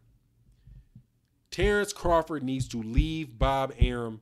If it means he goes for a year and a half and doesn't pick up a fight, he needs to leave Bob Arum. Bob Arum is disrespecting this dude by default every single time he talks about Vasyl Lomachenko. Because there's no doubt in my mind who the best fighter on top ranked outfit is. And it's Terence Crawford. Terence Crawford is the only one that has old school boxing fans. When you hear somebody like Buddy McGirt say, man, there's only 2 people in boxing that I watch. Everybody else, whatever. I watch Terence Crawford. I watch Errol Spence Jr. That's what I think he needs to do. He don't need to look bad. He needs to look good. And then he needs to leave. If you're a female who's in a relationship with somebody that don't appreciate you, and you got a dude on the other side of the street who's loving you, and it's like, look, hey, I'll never slap you, and I got a job, I'll pay your bills, I'll help you go to school, I'll help you be a better person, and you got somebody over there, you leave that dude and move on to the next. That's what Terence Crawford needs to do. Terence Crawford needs to hit the bricks, and he needs to hit the bricks like yesterday. That's what I think about Terence Crawford. Anyway, man, I'm sorry. God dog, it's like a rant day today. Fanan, do you think this is IMO, which must mean, in my opinion, Boxing Talk? What's good, man? If you got a boxing channel, IMO Boxing Talk. For anybody on the boxing channel, I haven't checked out IMO Boxing Talk. I'm not sure if you do content, but it says IMO Boxing Talk, so I'm assuming you do content. Check out his channel and support him. Subscribe. Listen to his channel if you like it. But IMO Boxing Talk says, Fanon, do you think Jeff Horn is Crawford's biggest fight and biggest payday to date? I don't think it's his biggest. It probably is, but it's going to be like the same payday. I don't think. I'd have to see the purse. I'm not sure. I think he's going to get like $1 million, something like that, for the fight. Is it his biggest fight? Yeah, I do think it's his biggest fight. I think it's his biggest fight, not because of who he's fighting, but because it's a chance to win his third title. It's his third title in 3 divisions. He would have won the 135-pound title, won the 140-pound title, and won the 147-pound title. And it puts him in the mix for the champions, to be the best at a signature division that's stacked. But the problem is with this is that he's not going to get Errol Spence. He's not going to get Keith Thurman or Danny Garcia if he's with Bob Arum and Todd DeBoof. And I'm going to mention Todd DeBoof here. I think it's Todd DeBoof, whatever. Because at the end of the day, man, come on. This dude, Bob Arum's 90 years old, almost 90 years old. I doubt this dude is doing anything but talking on a mic. Todd DeBoof is going to have a lot to do with this as well. He needs to get up out of there. If he gets up out of there, and then he has a chance to make it hot. I'll tell you this. If Terence Crawford was with the PBC, I bet you money. I would be willing to bet this, that Terence Crawford and Errol Spence will get it on quick. And either one of them would immediately become the number one, at the least number 3 dude in boxing. God forbid that Terence Crawford is really everything that he says he is, and I think he is, and other people think he is, and he's got enough room to move up to 154 or 160 and fight Canelo. I mean, could you imagine what that would mean for Terence Crawford if his skills are so deep that he could go to 160 and challenge Canelo? That would be otherworldly, man. That would be all-time great type stuff and super mega payday where he comes out on top. But he's never going to do that with He's never going to do that with Bob Arum. He's never going to do it with Bob Arum. He'll be able to, if he saves his money, and, if he saves his money, he doesn't owe Bob Arum a lot of money through advances or whatever. He can stay with Bob Arum and, continue to earn Bob Arum money. and then he can continue then after that to continue to earn money tied to booth money. But he's not going to get where He's not going to get what Floyd Mayweather Jr. was. And I believe, and I'm going to go out on a limb, I believe he's got that type of talent. I think he's got Floyd Mayweather Jr. level talent. The only reason I say I don't know what happens with Errol Spence and Terence Crawford is because, I don't know what would happen with Floyd Mayweather Jr. and Gennady Golovkin, because there's a size thing that comes in there. But Terence Crawford is, from what I can see and from what I've heard, from what I can see, and more importantly, from what I've heard, when you have cats like Leon Muhammad, Buddy McGirt, Nazim Richardson, Andre Ward, Floyd Mayweather Jr., when you have all these type of cats looking at Terence Crawford and saying, man, this dude is special, this dude is something, I will take that over what I think and what I see in the ring. When I, as a fan, I see him and I'm like, is he big enough to beat Errol Spence? I'm like, I wonder. But Nazim Richardson said, look, man, I don't care. Size, skills move up. And Buddy McGirt said the same thing. He was like, man, look, Terence Crawford beats everybody. He said, what about Errol Spence? He said, Terence Crawford beats everybody. And I only watched Terence Crawford and Errol Spence. But Terence Crawford beats everybody. That's telling you you're seeing a super special fighter. That's telling me. It can tell you what it tells you. I'm a boxing fan. I'm not a trainer. I'm not a promoter. I'm not some super expert. I'm just telling you as a fan what that tells me. That tells me that dude is super special. When a dude wins 135, when he's willing to pay $100,000 to prove that he's the man to beat Julius Ndungo and get all 4 of those belts, that's telling me he's something special. But Lomachenko gets all the publicity.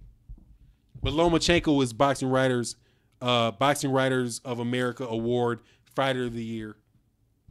Top #1 pound for pound on ESPN. #1 pound for pound. I think he's #1 pound for pound on ring. For what? For beating 2 guys that ain't even in his own weight class? Ain't even in his own weight class. Not talking about unifying a weight division. He fought 2 guys that weren't even in his own weight class. How does that work? You know why it works like that? Because he's with Bob Arum. And you can listen to what Bob Arum said. I'm going off on a little rant. Forgive me. You can listen to what Bob Arum said about why he wanted the Jorge Linares-Lomachenko fight to be on May 12th. He said 2 reasons why he wanted Lomachenko and Linares to be on May 12th. One was because of the NBA playoffs, and 2, because of the Boxing Writers Association of America's luncheon. Because all of the boxing writers would be there on May 12th. In New York City, more than likely. That's the date he's trying to give to Lomachenko. So that Lomachenko can be shined and paraded in front of all the boxing writers of America, who can then spread the word of how great Lomachenko is, because they'll be able to all be at his fight and all see it. Do you think Terence Crawford is going to be fighting that date? May 12th in New York City in front of all the Boxing Writers of America, Association of America? No, it's Vasily Lomachenko. So if I'm Terence Crawford, I see all that. And then on top of that, I'm seeing Floyd Mayweather Jr. say the best decision he ever made was to leave. I don't think that Bob Arum's ever going to make a fight with Errol Spence Jr. and Terence Crawford until he figures that Errol Spence Jr. signs with him. If Errol Spence Jr. signs with him, then maybe the fight will happen. Bob Arum's been a pimp since the dude came in. And I'm the biggest Muhammad Ali fan in the world. And the biggest mistake that I think of Muhammad Ali's, there's 2 mistakes that I think about Muhammad Ali that I wish I could change about Muhammad Ali's career. Well, 3. 1, I wish he wouldn't have fought Larry Holmes.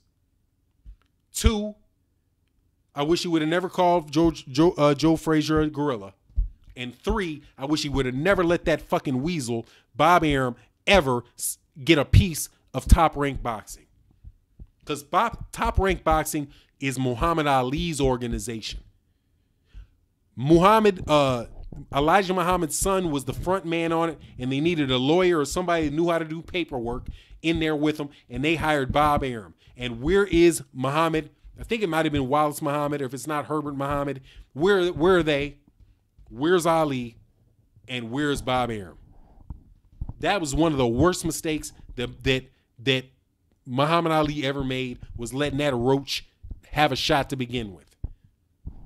And not a lot of people understand that it's on the back of Ali that we even have to talk about Bob Arum.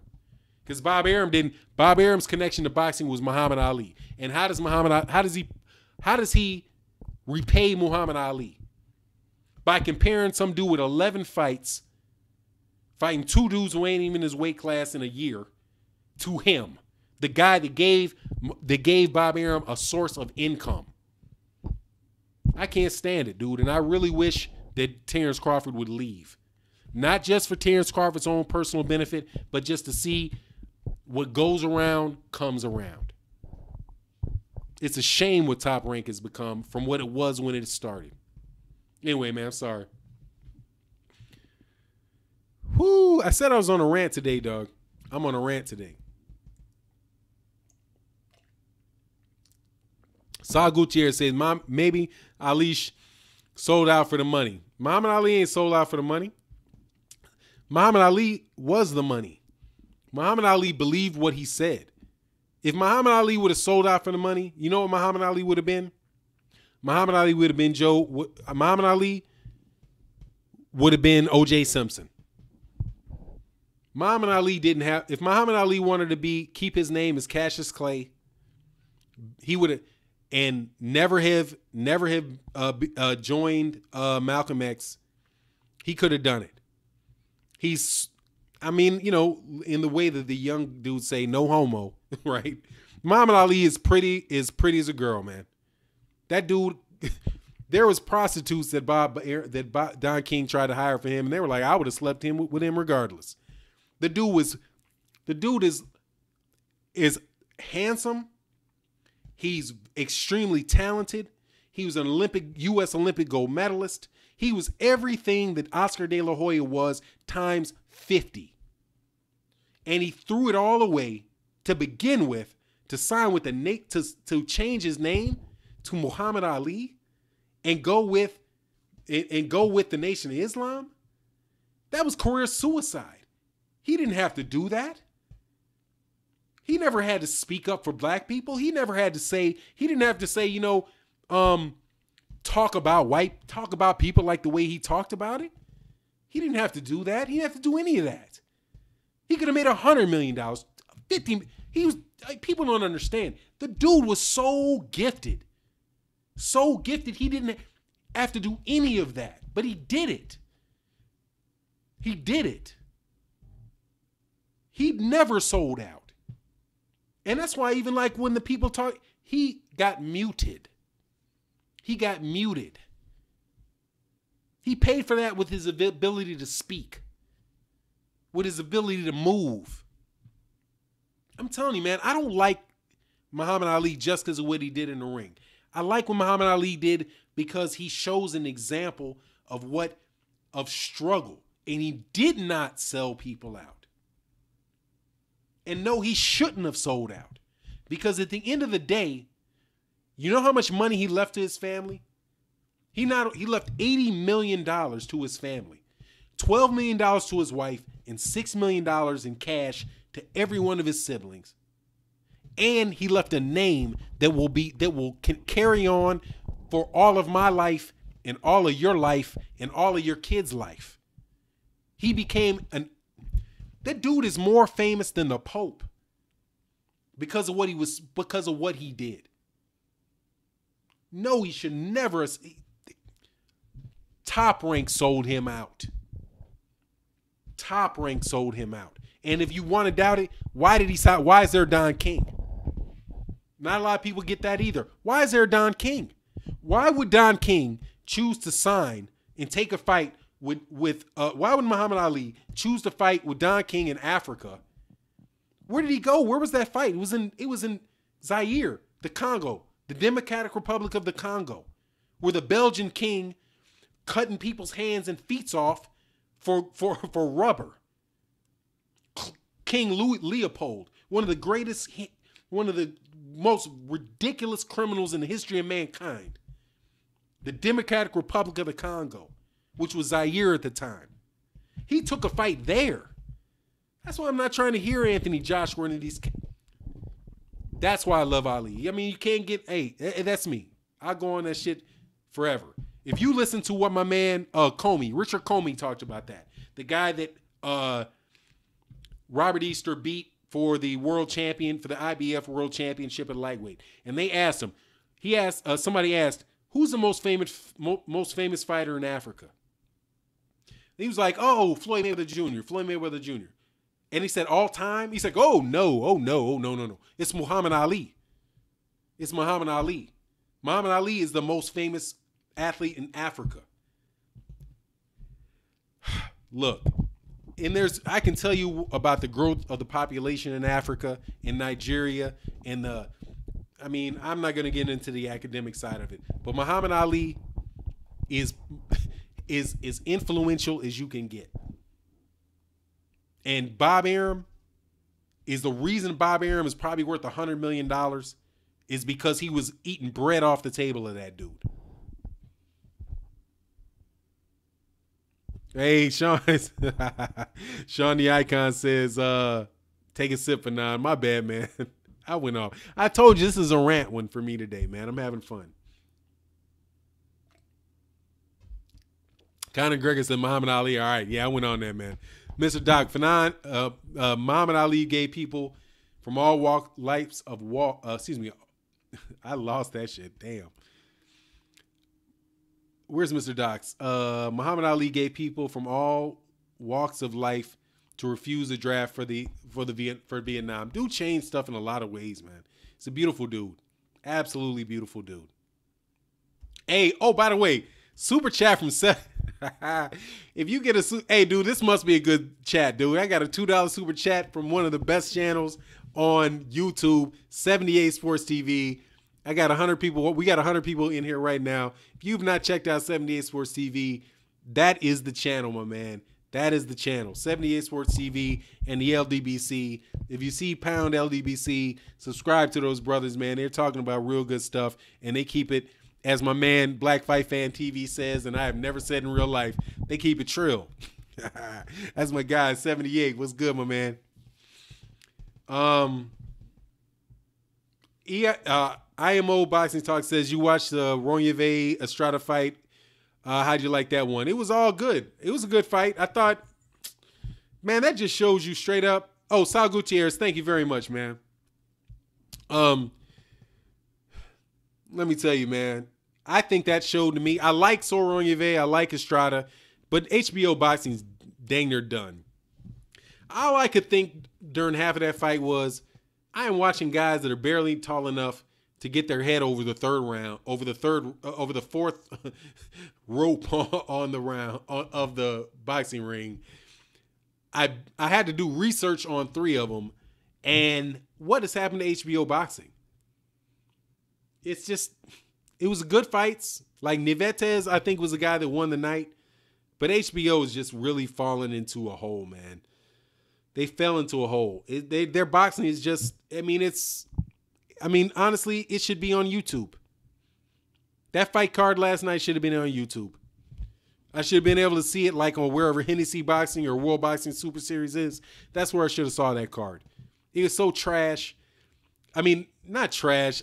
If you compare it to what the HBO Boxing was, you saw James Toney, Sugar Ray Leonard, just legends of the sport on there. And now we got like Superfly is the best that they have to offer.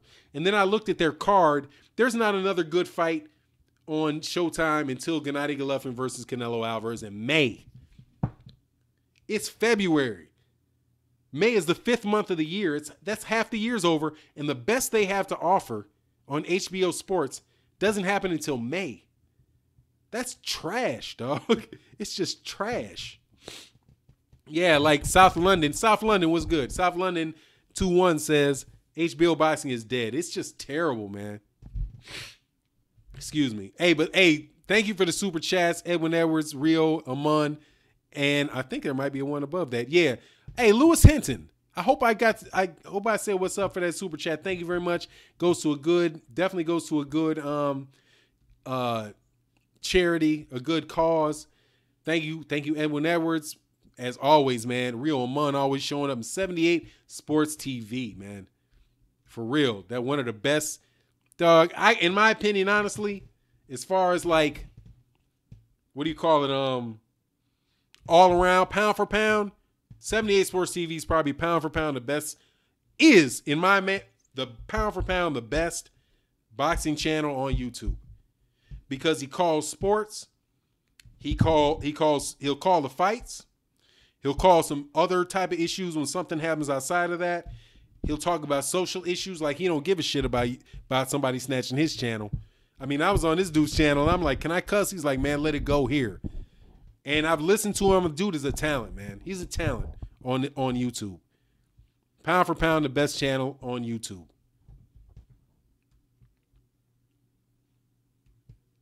I'm sorry, man. Let me go back. But shout out to 78, man. Thank you so much for that.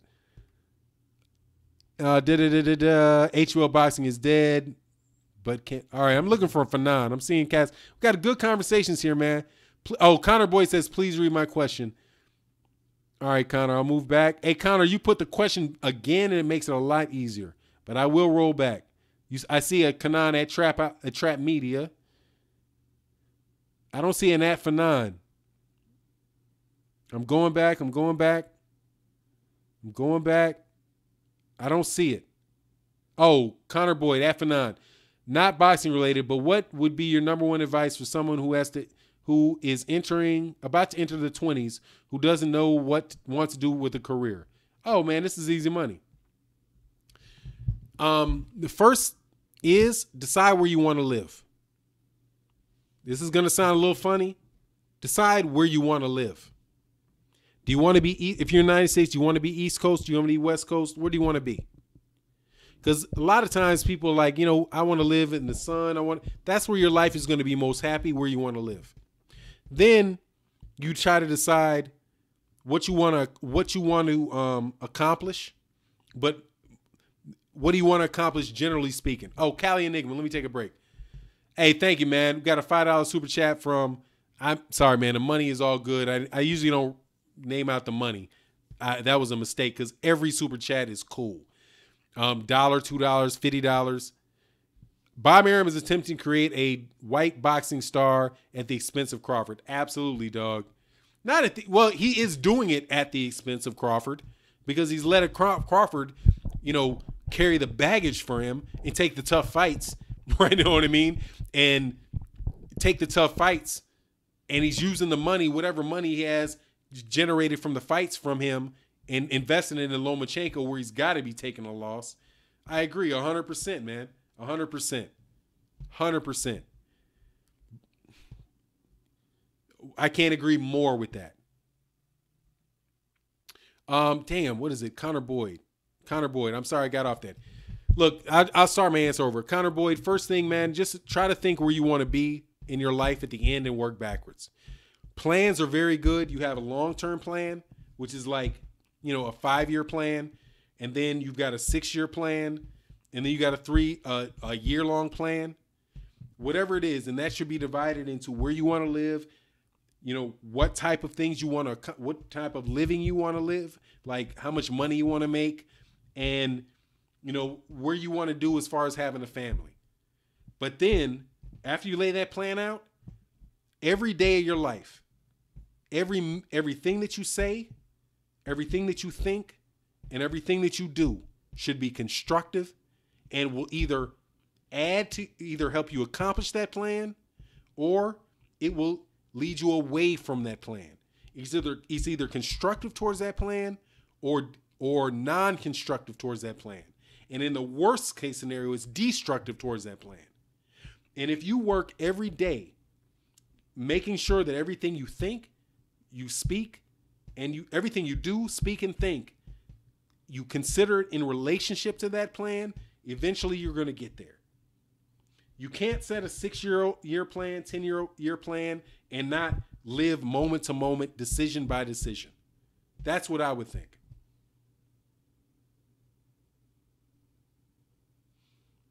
Oh, Conor McGregor, you must be. Oh, you're in an argument.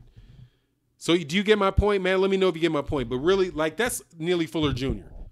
Neely Fuller Jr. is my mentor. I've never met him in my life, but he's my kind of my philosophical and intellectual mentor.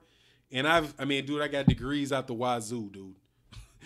And none of them were worth what Neely Fuller Jr. was to me.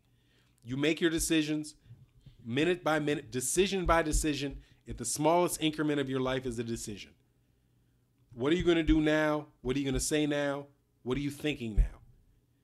And if those things help you work towards your ultimate goal, and you do that consistently, eventually you got a much higher probability of getting there. And that's my advice for anybody, not just somebody who's 20 years old. It could be somebody that's 60 years old. And that's not my original thought. That's Neely Fuller Jr.'s thought on how to solve the problem that he's trying to solve. And I think that will help you solve the problem that you're trying to solve. Connor Boy says, thank you very much for the advice. I really appreciate it. All good, man. Thank you for asking me.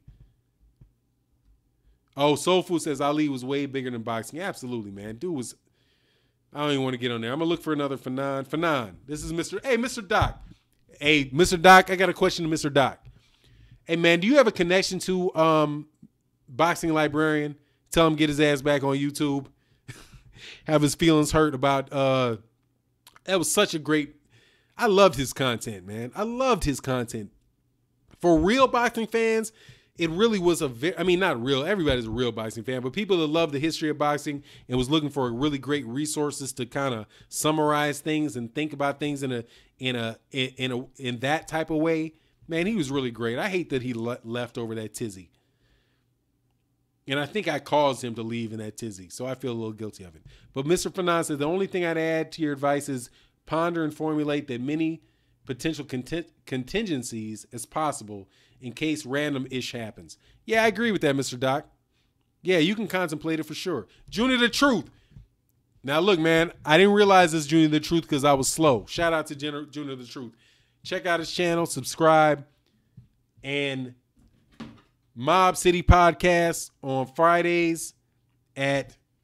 Wednesdays, 8 a.m. Central, 9 p.m. Eastern. Check him out. Junior the Truth, one of the best moderators on YouTube, does a great job, man. I'm sorry, I had to take a sip. Take a breath, man. This is one of the best live streams I've ever had. I'm having so much fun. Junior the Truth, man, I appreciate it, family. It's all good, Junior the Truth. I hear you doing your thing. I sit up in the comment section and I just kind of roll. I don't necessarily need to be on it, man, because I talk all damn day on my channel. But I love how you handle your business on that, man. You moderate that thing in a way where everybody's opinion is heard. You wrap it up tight at the end. It's all good, man. Joe Roberts says, what's up, Fanon? What's good, Joe Roberts? Joe Roberts says, definitely Spence for Crawford versus me. That's answering the question to what's the biggest fight in boxing. Ali Voso, man, much love to Ali Voso. What up, Fanon? Andre Ward versus Jim Lampley was great. Oh, man, Andre Ward was better than all of them, dude. Andre Ward was better than Jim Lampley, dude. He shut them dudes up on some stuff like 2 times. I was like, damn, Andre Ward didn't play it like Roy Jones did, like, yeah, you know what you're talking about. Andre Ward's like, man, look, I'm going to tell you what the truth is. Here you go. I love Andre Ward, man. Junior Fruit, we need you in there, fam. You are more than welcome on the platform. Well, hey, Junior, send me the invite on Wednesdays, like with the group. I think you sent out a group invite. If it's okay with 78, okay with 78 Sports TV and the rest of the cats, I'd be okay to join it. Definitely enjoy it. If you send me the link, and let me know. And I don't know what time it is, shit. I'm there. Only problem is my son has basketball practices on Wednesdays sometimes, so it's, sometimes it's tough to get in there, man. Ty Legacy says, Fanon, YouTube content. Julius Fox, enough said. Oh, guys, what's up?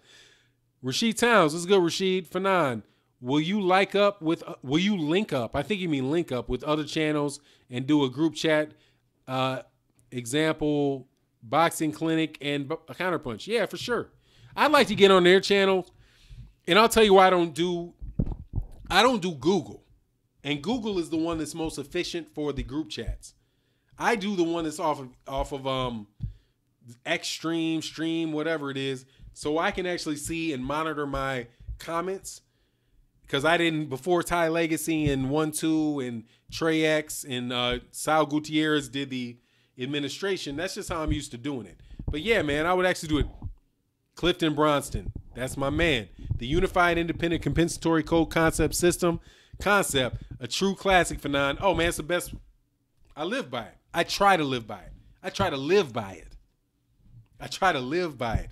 Get with that dude. I'm telling you. You might not believe what he said. You don't even have. Dude is so tight. He's like the Neely Fuller Jr. is like the Rain Man of Black America. Like, I don't know if you guys ever saw that time. I'll get back to the comments. Hey, Ryan Clark, what's good, man? Oh, Ryan Clark said, I know you're ready for March 3rd. Absolutely. What's good, Ryan Clark? Here, I'm on some non-boxing stuff for a second. If you've ever seen the Rain Man, the cat that was like counting cards with Tom Cruise in that movie, who's just like, that's Neely Fuller Jr. as far as black people dealing with their lives, man. Dude is just on and popping, dog. Dude is on and popping, man. He's so much smarter than me. Hey, Gary Benson, thanks. Gary Benson says, congrats on the 7K. People catching on to where to find an intelligent, balanced boxing viewpoint. Catch you on the next live stream. Gary Benson comes in and rolls like a champ. Thank you, Gary Benson. Look, man. All right, I'm going to come with this. I have met a lot of smart people in my life. A lot of smart people. I've met people who, IQs are 160, got PhD. My wife is a PhD with honors from a major university. I've got degrees up the wazoo, whatever. I've known cats that are musicians. People who, I got a cousin that like plays 16 instruments, is part of this group, used to be like, put out the song Wild Cherry in the 70s. Geniuses. A lot of cats who are considered geniuses. Then I ran into Neely Fuller Jr. And I'm like, God dog, man. God dog. That dude is so brilliant. It's amazing to me. This dude is brilliant. And so, because a lot of people think genius is being fancy. It's not. It's being fundamental. It's being able to do things in a way where you don't waste energy. It's where you don't waste effort, and you do it effectively and efficiently. Neely Fuller Jr. is a brilliant, brilliant, brilliant man. And while we have him still on this planet, listen to him. You don't have to, even if you don't agree with him, it's in his system. If you don't agree with me, cool. Develop your own. Don't listen to Neely Fuller Jr. Listen to yourself. But dude is on another level, man. I'm so sorry. When somebody mentions the independent compensatory code concept system for thought, thinking, action, I gotta rep my man. I gotta rep my man, Neely Fuller Jr. You can listen to his speeches on Cows. Check him out on YouTube. Listen to what he has to say. Dude is brilliant, man. Clifton, hey, enough said, so smart and simple and hard. Dude is on like that, dog. Much respect to Neely Fuller Jr. May we have him for many, many, may Black America and the world have him for many, many, many more days. And I'm gonna sip one for him while he's still with us.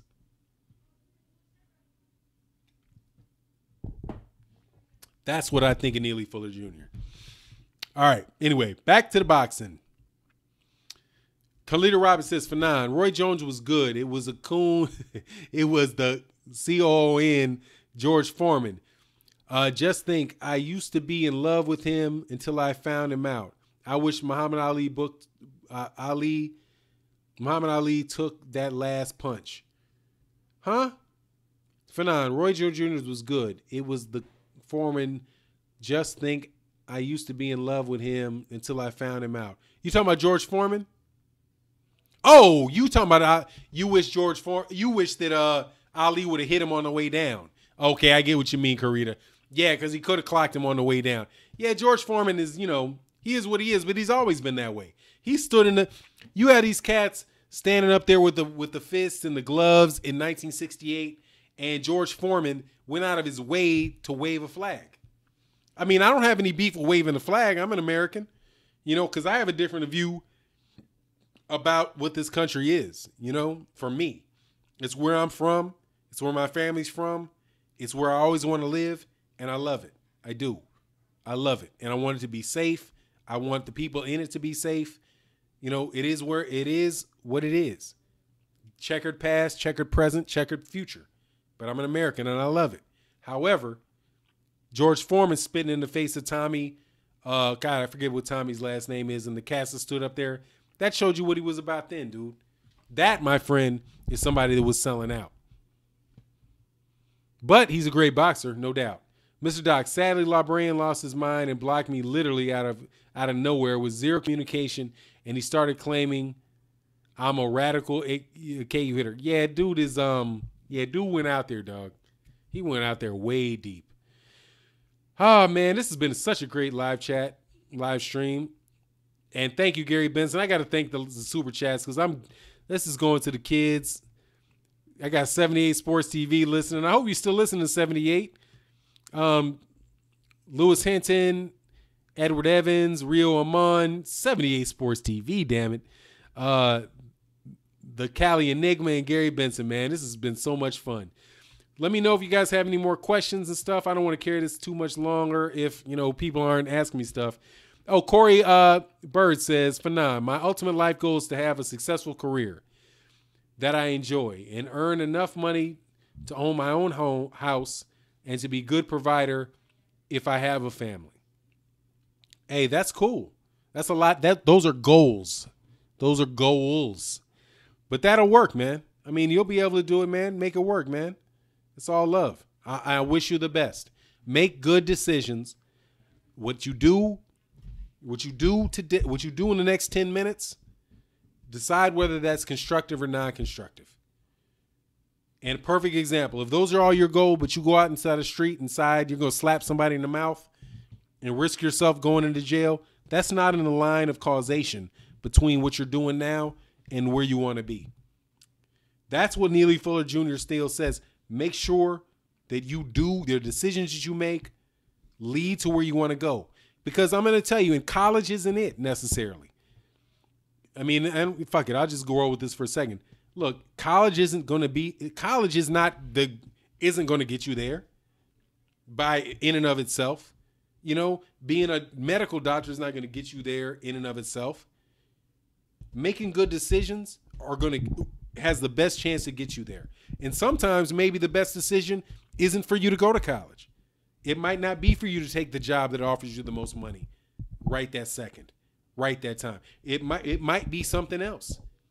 It's whether or not it's a decision that's constructive or non-constructive towards the goal that you're trying to reach.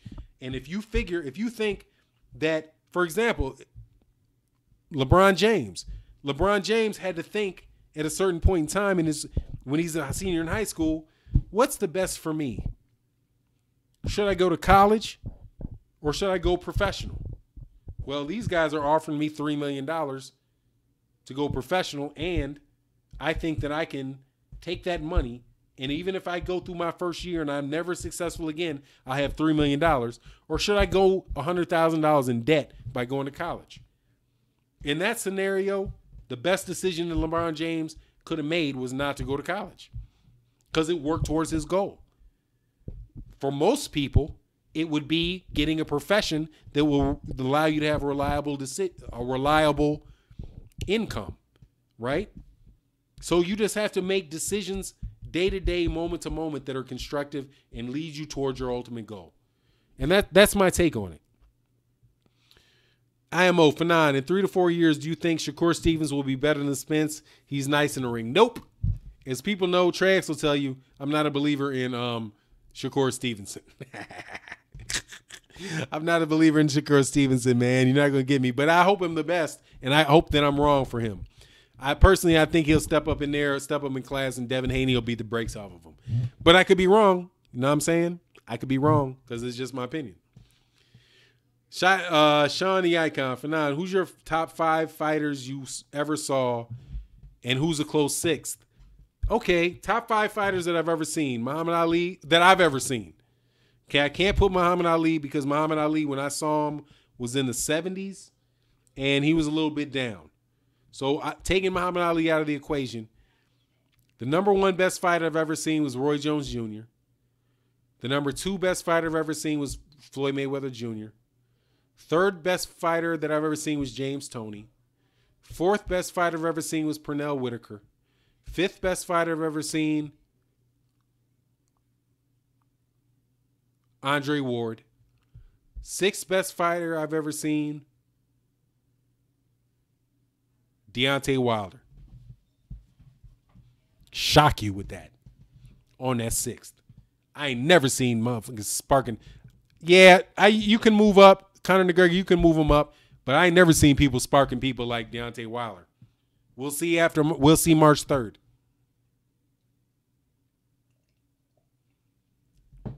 What's your beef with Pernell Whitaker? Pernell Whitaker? You with Pernell Whitaker? Hey, man, I don't know why. Pernell Whitaker people could barely touch him.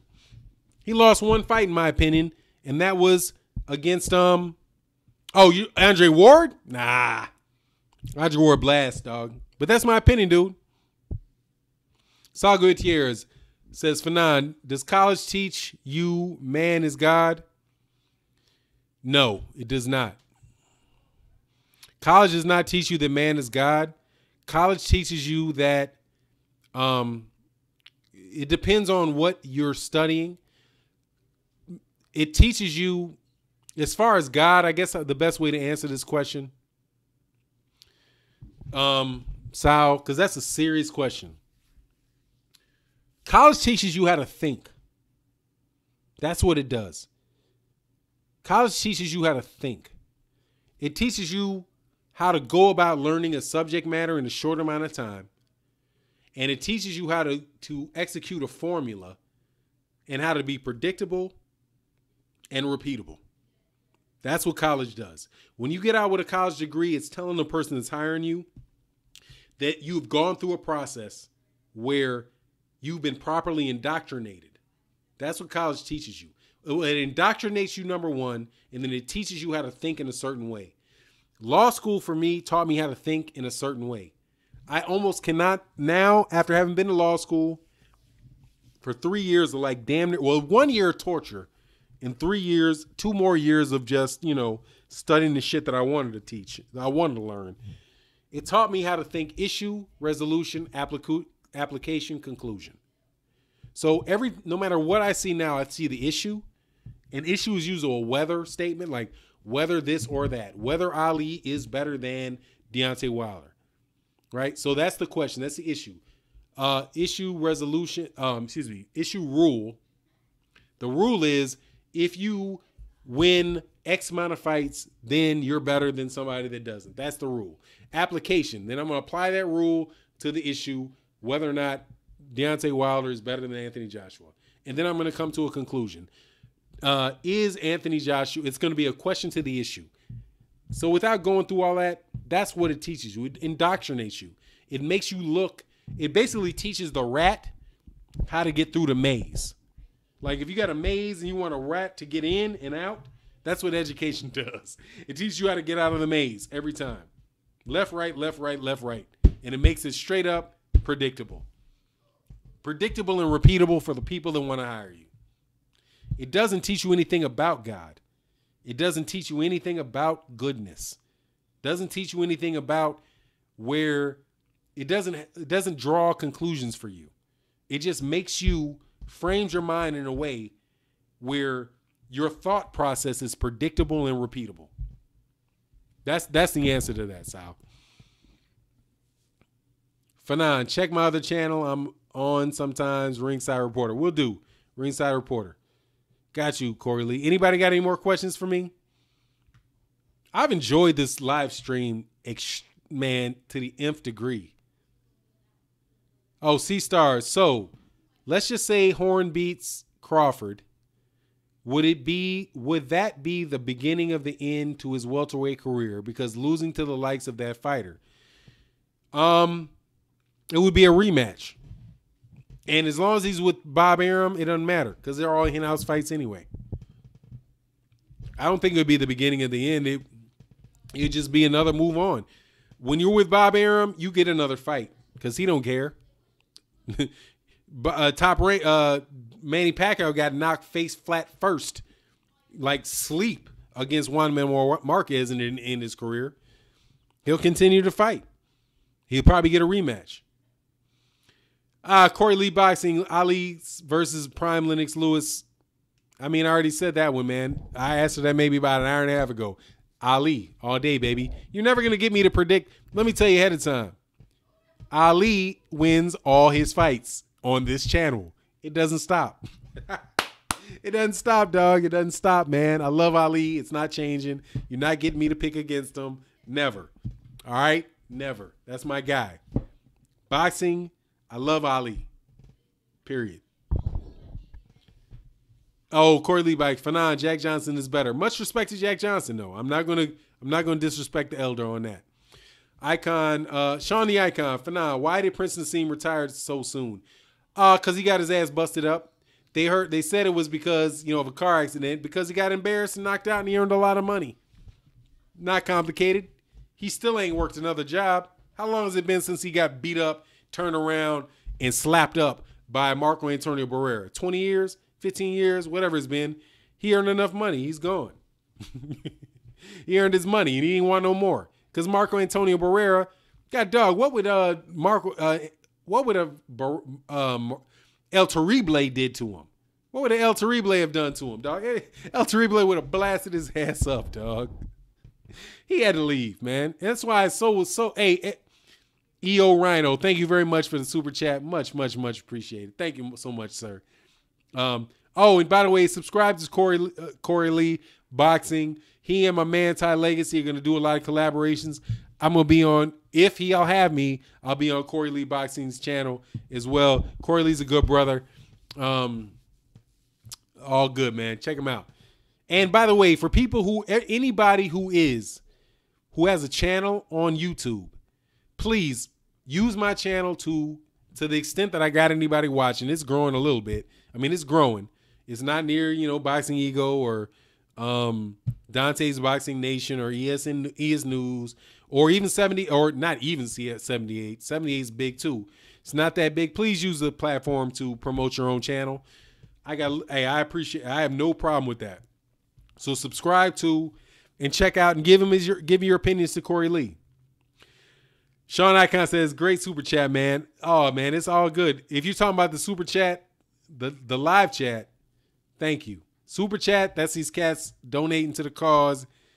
Lewis Hinton, Edward Evans, Rio Amon, 78 Sports TV, the Cali Enigma, Gary Benson, and El Reno. It's all love, man. Much appreciated. All right. Anyway, man, let me work. Fanon, I threw it out there, Corey. We can get it in. We need subtitles for my ND accent, though. Nah, man, people know what you're talking about in New Brunswick. Only thing is, dog, you sound Irish. That's what's happening with you. Ty, you sound Irish. Hey, My Truth, My Boxing. Oh, excuse me. My Truth, My Story. Salute, Fanon. All the way from Puerto Rico. Like what you're doing. Keep up the good work. Thank you very much, man. What's good? Hey, shout out to Puerto Rico, the diaspora. Much love for the people out there, man. And by the way, you guys are U.S. citizens. You deserve much, much, much better than you're getting. You're getting you deserve much, much better in Puerto Rico than you're getting. I ain't going to get into anything super political on here, but you guys are U.S. citizens with, although you didn't ask for it, you deserve much, much better than you're getting. Corey Lee, Fanon, Prince is a hater while all the retired boxers hate on the new. Hey, man, it is what it is. Hey, no problem, My Truth, My Story. I'm just telling you the truth, man. It is what it is, man. It is what it is. You guys deserve better. Much better. The whole debt story. People don't know about Puerto Rico and what's going on in Puerto Rico. Man, check out how they don't even get forgiven for their debts. Like every other government entity can be forgiven or, allowed to get out of their debts when they're in serious financial situations. Puerto Rico can't have that. It's absolutely ridiculous what's going on with them. And so for the people, just what it's worth, man. And I'm 2.5 hours in on this live stream, and I'm going to speak my mind. Look, when people got on Angel Sanchez for saying the N-word, and he's like, man, I'm not, I'm not a RACEIST because I used it. People don't understand, man, what those that first of all, they are members of the diaspora. They are. They've suffered tremendously in the same way that everybody else has. And you look at the debt and the debt that they have those guys piled under, they make African nations look rich. The way that they've been done by Wall Street and by people coming in there with investing money and then asking for it to be paid back, and then having these legislative situations where they're not even allowed to write the debt off, and they absolutely have to pay it back, and they're stuck, and then a hurricane hits an island, and then they go without lighting for 6 months. It's absolutely ridiculous, man. It's absolutely ridiculous. As my man, what's the channel? Dwyer says, that's absolutely ridiculous. Anyway, man, I'm sorry, man. I didn't mean to make it like that. But hey, when you guys give live chats like this, super chats, I know for sure that the video is already good. I'm not violating terms and conditions, and it doesn't matter as far as donating to the cause, whether it's monetized or not, because you guys have already covered everything. So much respect, much appreciation, and shout out to Puerto Rico. I'm gonna look for another Fanon. If not, I'm at about 2.5 hours, man. I'm about to end it, unless somebody has. Oh, truth, my story, facts. Absolutely, man. Absolutely. And hey, man, hey, man, you know the deal. Some people might not know the deal, but you know the deal, and I know the deal. So I'm gonna acknowledge the deal while you're here, and I'm gonna acknowledge the deal. Scholar Boxing World Boxing Super Series will have made the undisputed cruiserweight champion. Absolutely. That's why I'm saying Usyk is probably going to wind up where he's supposed to be. And it's going to be interesting to see where Usyk winds up in the pound-for-pound titles with all that stuff. I see Lino. Hey, dog, I love it when you guys be making me crack up in the middle of shit, dog. It's stuff, man. Oh, no. Tim said, Fanon, I just saw someone say Ortiz is injured. Is it true? I don't know. I haven't seen it. I'm out here running my mouth. But Tim B, I don't think I've seen you before, Tim B, man. Subscribe, man. Make sure you can get on the chat. Get on the chats again. I see the Boxing Clinics talks about Arthur B. Hey, I'll tell you what. If you want to know if it happened, check out the Boxing Clinic and more. The Boxing Clinic and more will have that up in the next 15 minutes if that happens. My man ran me out of talking about the news. He's so on top of it. We need updates whether the Wilder versus Ortiz fight's still on. Let me check it out. I'm going to Google. Man, my God.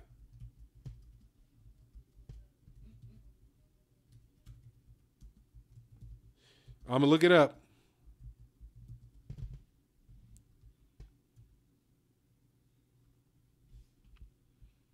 All right, my shit is going to suck because I did it on Google and it never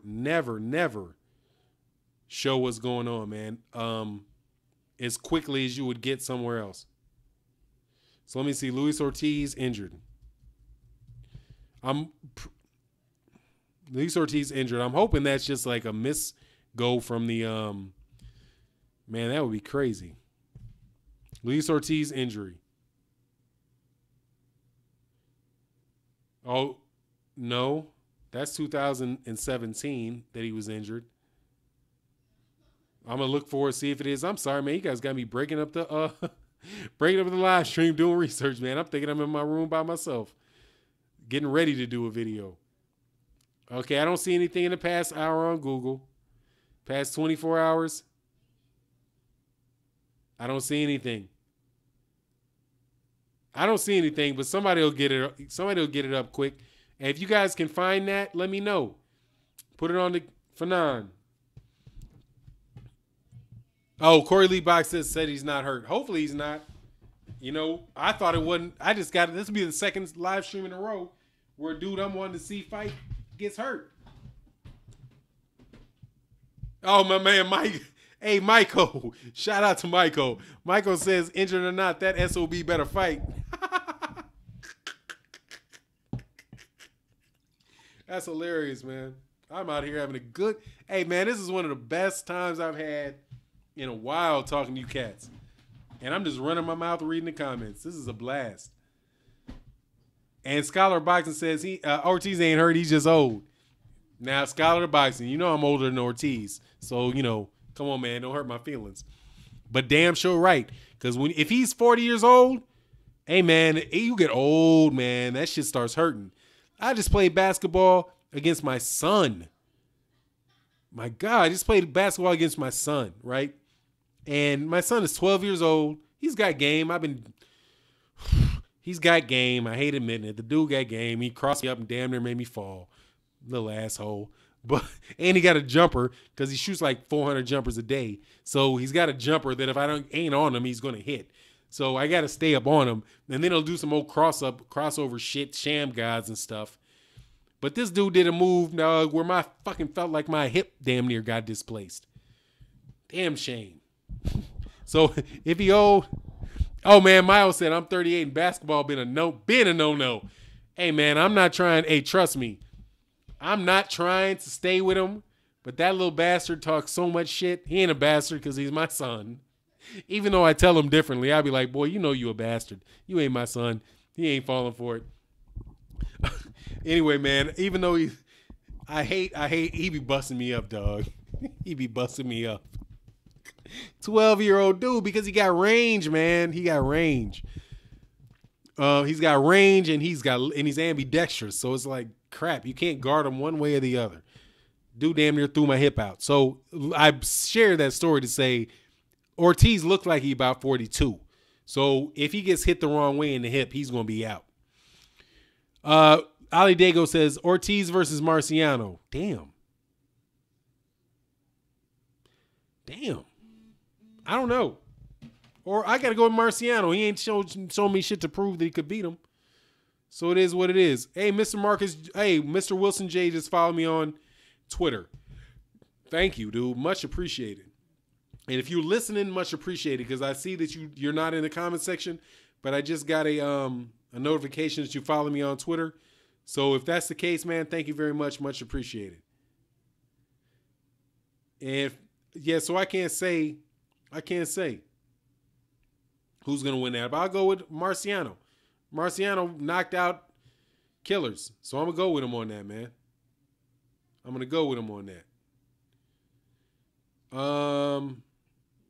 Guess I shouldn't check my daughter's report card in the middle of the thing. Fanon, Ortiz just feels hurt because he's clean now. Yeah, that could be it. Hey, look, I'm at 2 hours and 38 minutes, man. I'm about to roll out, dog. This has been so much fun. Clifton Braun says, thank you, Fanon. Hey, thank you guys for talking to me. Michael says 38. Oh, I already read that. 38. Oh, this title is Fanon. I'm 38. Don't feel past 20. What's up with y'all aging processes? Corey, let me tell you something. 38, this is the thing. When you 20 and 30, you're cool. You're 30, you're rolling. 35, you're rolling. 38, okay. 38 and 36 don't feel that different. 38 and 40 might not feel that different. But dog, 48 and 38 are a long ass way away, dog. And every time you sit, because when you get hurt, you sit. When you get tired and you start feeling sore, you slow down. Hey, man, you're not going to beat Father Time, Ty. Trust me. But 38 years old, they're still professional athletes. What's my man's name? Playing basketball. Vince Carter's still dunking and running the floor at 38. At 40 years old. He ain't doing it at 50, my man. But it is what it is, man. My aging process is good. I don't show my face, but I'm still very handsome. And y'all still ain't pulling chicks better than Fanon. So whatever. Well, I ain't pulling them no more. I'm retired, but it is what it is. Fanon, if her report card is bad, cuss her out live on LOL. It ain't gonna be bad, dog. Trust me, it ain't gonna be bad. The question is whether or not she's gonna have a B or not. We don't play with bad report cards around here. I think it's gonna be, and I'll do it. I think it's gonna be just a test for 9. It's gonna be multiple A's and maybe 2 B's, because she came up to me and she said, I'm worried about my pre-calculus grade. I think it might have dropped. I was like, dropped to what? And she said, it might have dropped to a B. So I'm like, okay, yeah, that's this is the beginning of the semester, so that's all right. But nah, my baby girl going to take care of that business. If she got a C, I'm about to flip, though. We don't do C's. B's, all good. C's, all I look for is no C's. Yep. This is my baby's report card live, just so you know. Creative writing, A. Just like she told me, pre-calculus is an 82, so it's a B- in pre-cal. Culinary arts, she has an A. Health and fitness, my girl's, she gets a B+, she gets an A+. Physics, she's an A- in physics. And economics, she's an A+ in economics. So she has 1, 2, 3, 4, 5, 6 A's. 5 A's and a B. That's all it is. Hell no, my baby ain't got no. Here, I'll do this to you. Hey, watch this. Hey, this is some old outside the shit because I'm going to do it. Fuck it. I'm going to call my baby girl in here. Alley Cat. Alley Cat. Alex. Come here. Alex, come here. Now. All right, y'all. We on live stream. We had 2 hours and 40 minutes, and I'm gonna bring my baby in on the conversation. Come here, boo. Come here. This is my daughter. We call her Alley Cat. I'm not gonna give you the real name. And so people said on the YouTube, "Come here, babe. This is my advisor. This is my baby, Alexandra Blackwell." What am I doing? You're gonna tell me what your grades are. Read those grades on the mic. Why? Just read it. Read the numbers. The numbers? Yeah, read the letters. A, B-, A+, A+, A+. That's right, boo. Okay. Hey, tell her who's the beast intellectually. Me? Yeah, love you, baby. Shut the door. I'm sorry, I said Alexandra. I don't care. We'll be all right. So there you go, man. That's my baby girl. Shut the door, boo. I know. I love you though, sweetie. All right, so yeah, we don't play around here, dog. We don't play around here, dog. My baby got them A's, man. That's why I tell you. Listen to Neely Fuller Jr., man. If she's doing, so we try to raise her, dog. Yep, that's my Alley Cat. Hey, Corley's, love, that's my baby. Just so y'all know I ain't playing, we keep my daughter on cue with them grades. We ain't got to worry about no C's. C's, let me tell you what happened if there was a C, something's wrong. And that's what people don't understand about school. C's don't mean average. C means garbage. And ain't anybody in here not smart enough to get an A in every class they take, dog. Straight up. So it is what it is, man. So, hey, I'm probably going to delete this because, it is what it is. Corley said, good grades, key to life. Nah, love is key to life, dog, not grades. Don Banks said, congrats. I hope she keeps up the good work. Hey, man, I'm going to keep trying to push her, man. She's a great athlete, too, man. Just so you know, one of the top 100 girls in the country on multiple occasions in tennis, and she don't even like the sport. If she was really focused, she could probably be top 15 in the country in tennis. She can go. Much better athlete than her dad. I love my baby girl. But hey, everybody, I'm sorry I went off on this. I'm probably going to have to delete this whole damn video because my daughter will be... No, the key to life is just one love is one too. Absolutely, man. Just, do the best you can every day. That's why I gave Dude the advice and said, look, if you want in my opinion, this is my opinion. Thanks, Sean Icon. In my opinion, if you make good decisions day to day, minute to minute, you're going to get where you want to go. You have a lot better opportunity to go where you want to go. You know what I mean? So that's my opinion. That's my daughter. I got my son over there, stressing about the same thing, dog. It's all work, man. Hey, man, Mr. Bond, Fanon, well done and well said, my dude. That's all right. Thank you, man. Thanks, guys, for attending to the live stream. We kind of got to roll off, man. I can only do 2.5 an hour. Corey Lee said it's cool, Fanon. Don't delete one of the best videos ever. I appreciate that. Nah, I got to let it go, man. Well, I mean, I let it slip around an hour and 45. If you ain't true about the channel, you're not going to make it to 140. You're not going to make it to 2 hours and 45 minutes. So we'll let it roll. So, don't let her be a feminist. Man, you don't even want to know how I'm raising how she is. Fanon, your daughter versus Khan, who wins? If my daughter got a tennis racket, she gonna knock his ass out. And if Khan gets in the ring and touches my daughter, I'm gonna bullet his ass up when he gets out. So I'll put it this way: if my daughter got in the ring and he punched her one damn time, he gonna regret it when he get his ass out that ring. I'll tell you that. It's all funny though. Hey, yeah, Corey Lee said only diehards listen past an hour. Damn right, because we about an hour and 45. I still got a good 63. That's why I love the channel, man. I appreciate you guys coming to it, man. It's been a lot of fun doing the channel, trying to grow it and all that good shit. So anyway, man, I'm about to roll. Ty Legacy. Okay, you talking. Hey, Ty Legacy. And by the way, look out for the collab between Corey Lee Boxing and Ty Legacy. And I'm going to jump on their channel as well if they'll have me. Going to be good conversations. Both these cats really know their stuff.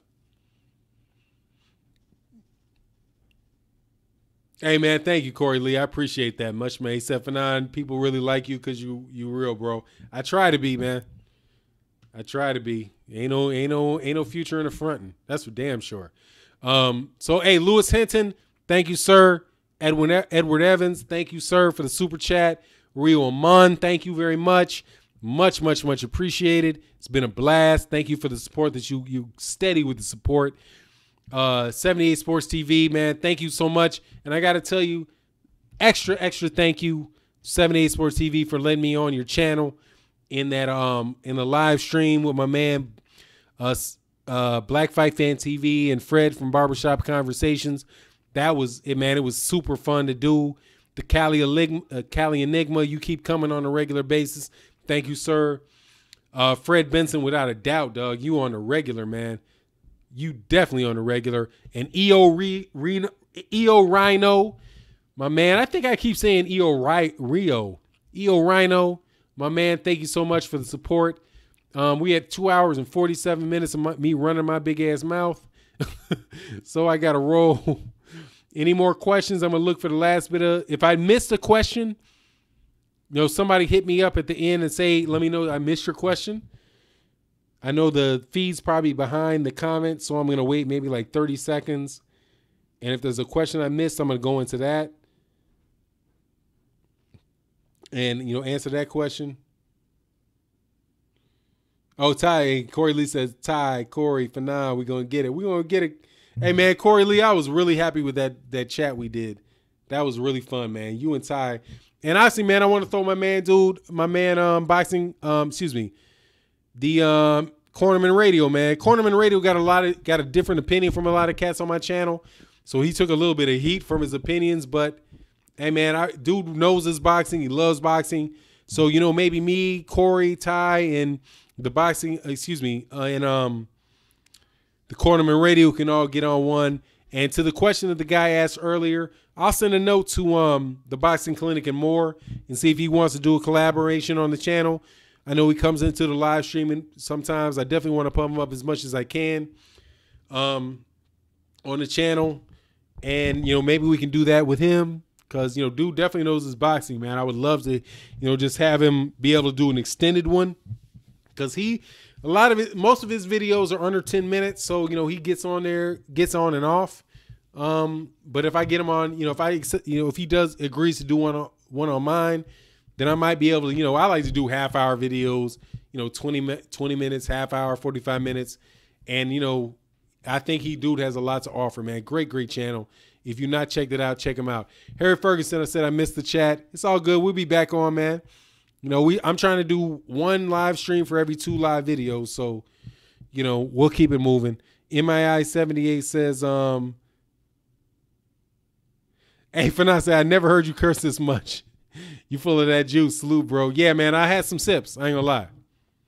I have. And what let me free a little bit was the fact that I got it on sale because I'm cheap as shit.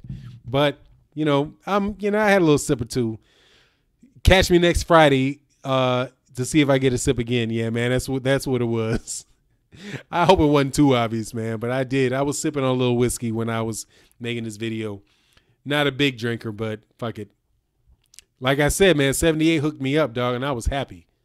I ain't gonna lie, man. I did a video with 78 TV. 78 TV asked cats to subscribe to my channel, and I've been working. Man, dude, I've been working. I want my channel to grow. But when 78 gave me a shout out, let me on his channel, gave me a shout out, I was like, damn, all of a sudden, shit got hot. And I'm much appreciative. So I had a little sip and did this YouTube, man. Saul Gutierrez said, Fanon, the cheap ass Don. Damn right, dog. I got a bottle of whiskey for $22 on the sale rack, my man. And I was like, how much is this shit usually? He's like, we usually sell it for $55. I was like, okay.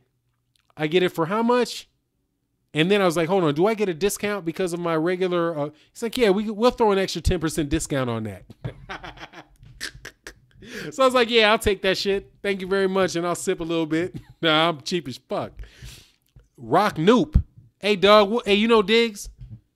Rock Noop, you know Diggs? I'm going to wait for the answer to this one. You know Diggs? For now, you said in your previous video, your wife is an OT. I am as well. Love to hear about black faces in the field. Oh, absolutely, man. Hey, if you're an OT, hit me up in the at this email. Yeah, she's the OT, all right, Doug. And is a very good one, man. How long have you been in there, man? I'm gonna take a second to talk to you, my man, Rock Noop.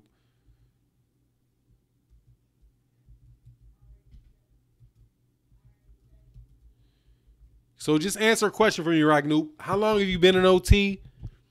Are you a clinical? What are you doing? Are you teaching or what?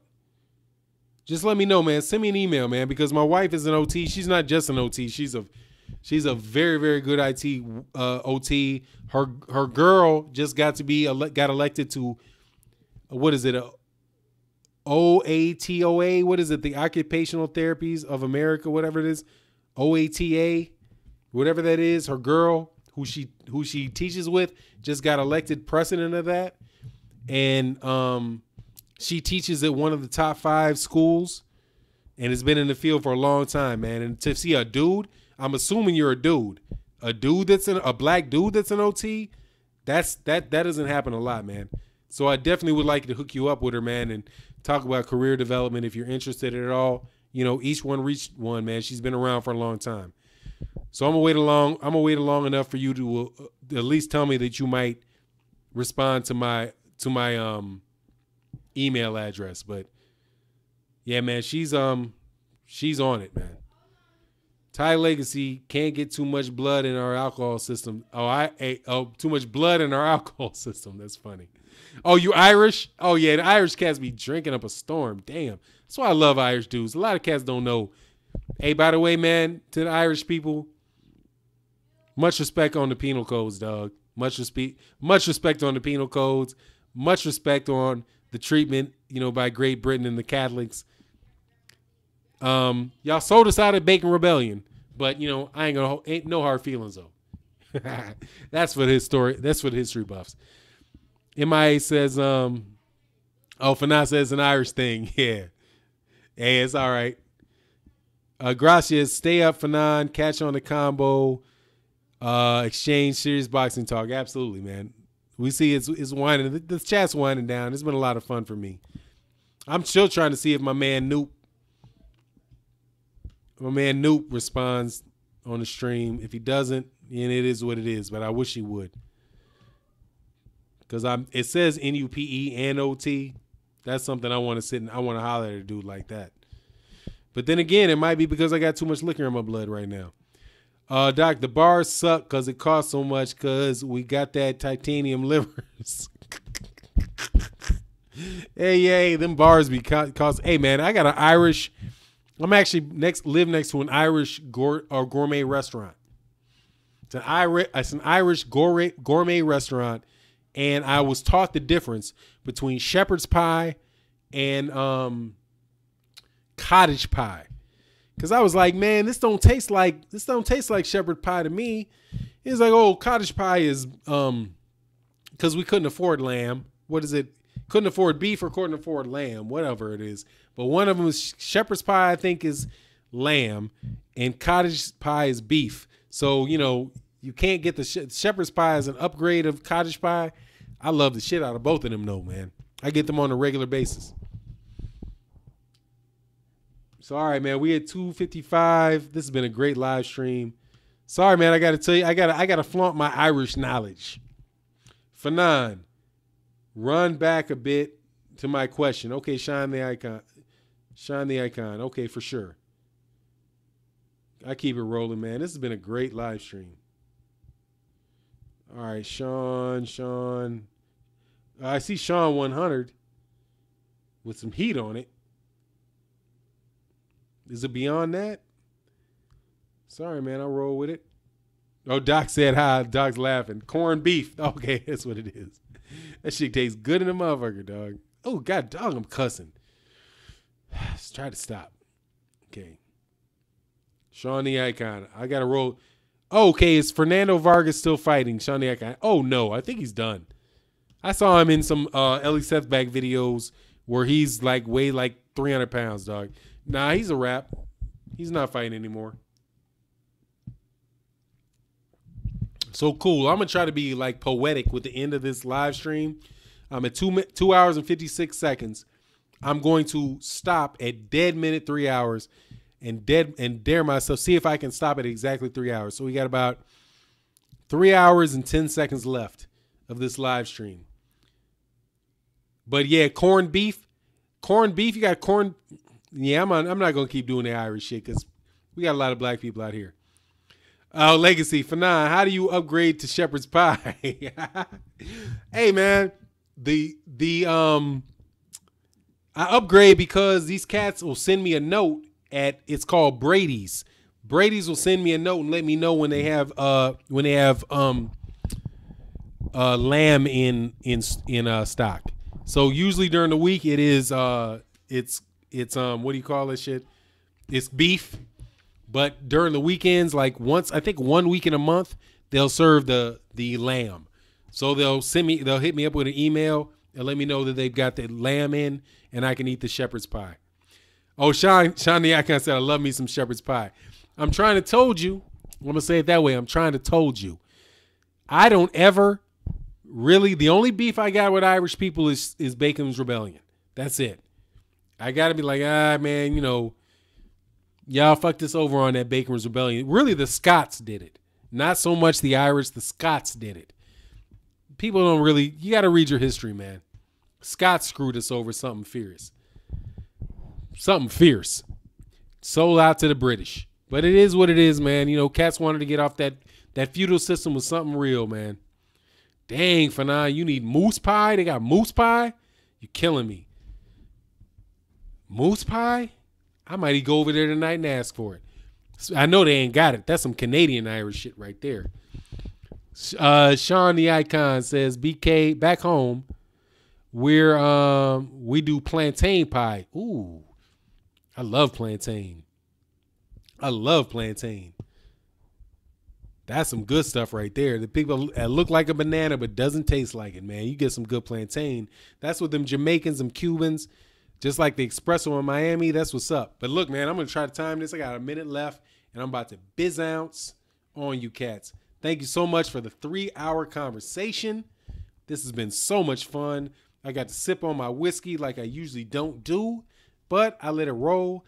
Louis Hinton, thank you. Edward Evans, thank you. Rio Amon, thank you so much.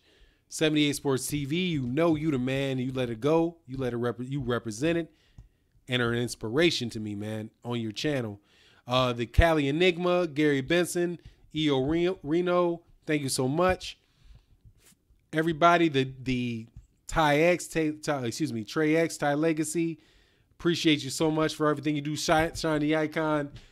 All good. And with that, your boy Fanon is about to be out. Man, I try to make it go exactly 3 hours. I'm being corny. See, I drank too much whiskey. Ha, y'all don't know. All right. With that, though, seriously, on the real, I'm out, man. Peace. Much love. Oh, Trinidad. Peace out, Smith. Hey, peace out, Smith. Yeah, Trinidad and Tobago. That's what's up. Damn, I went over my minutes. All right, y'all, I'm out. Peace.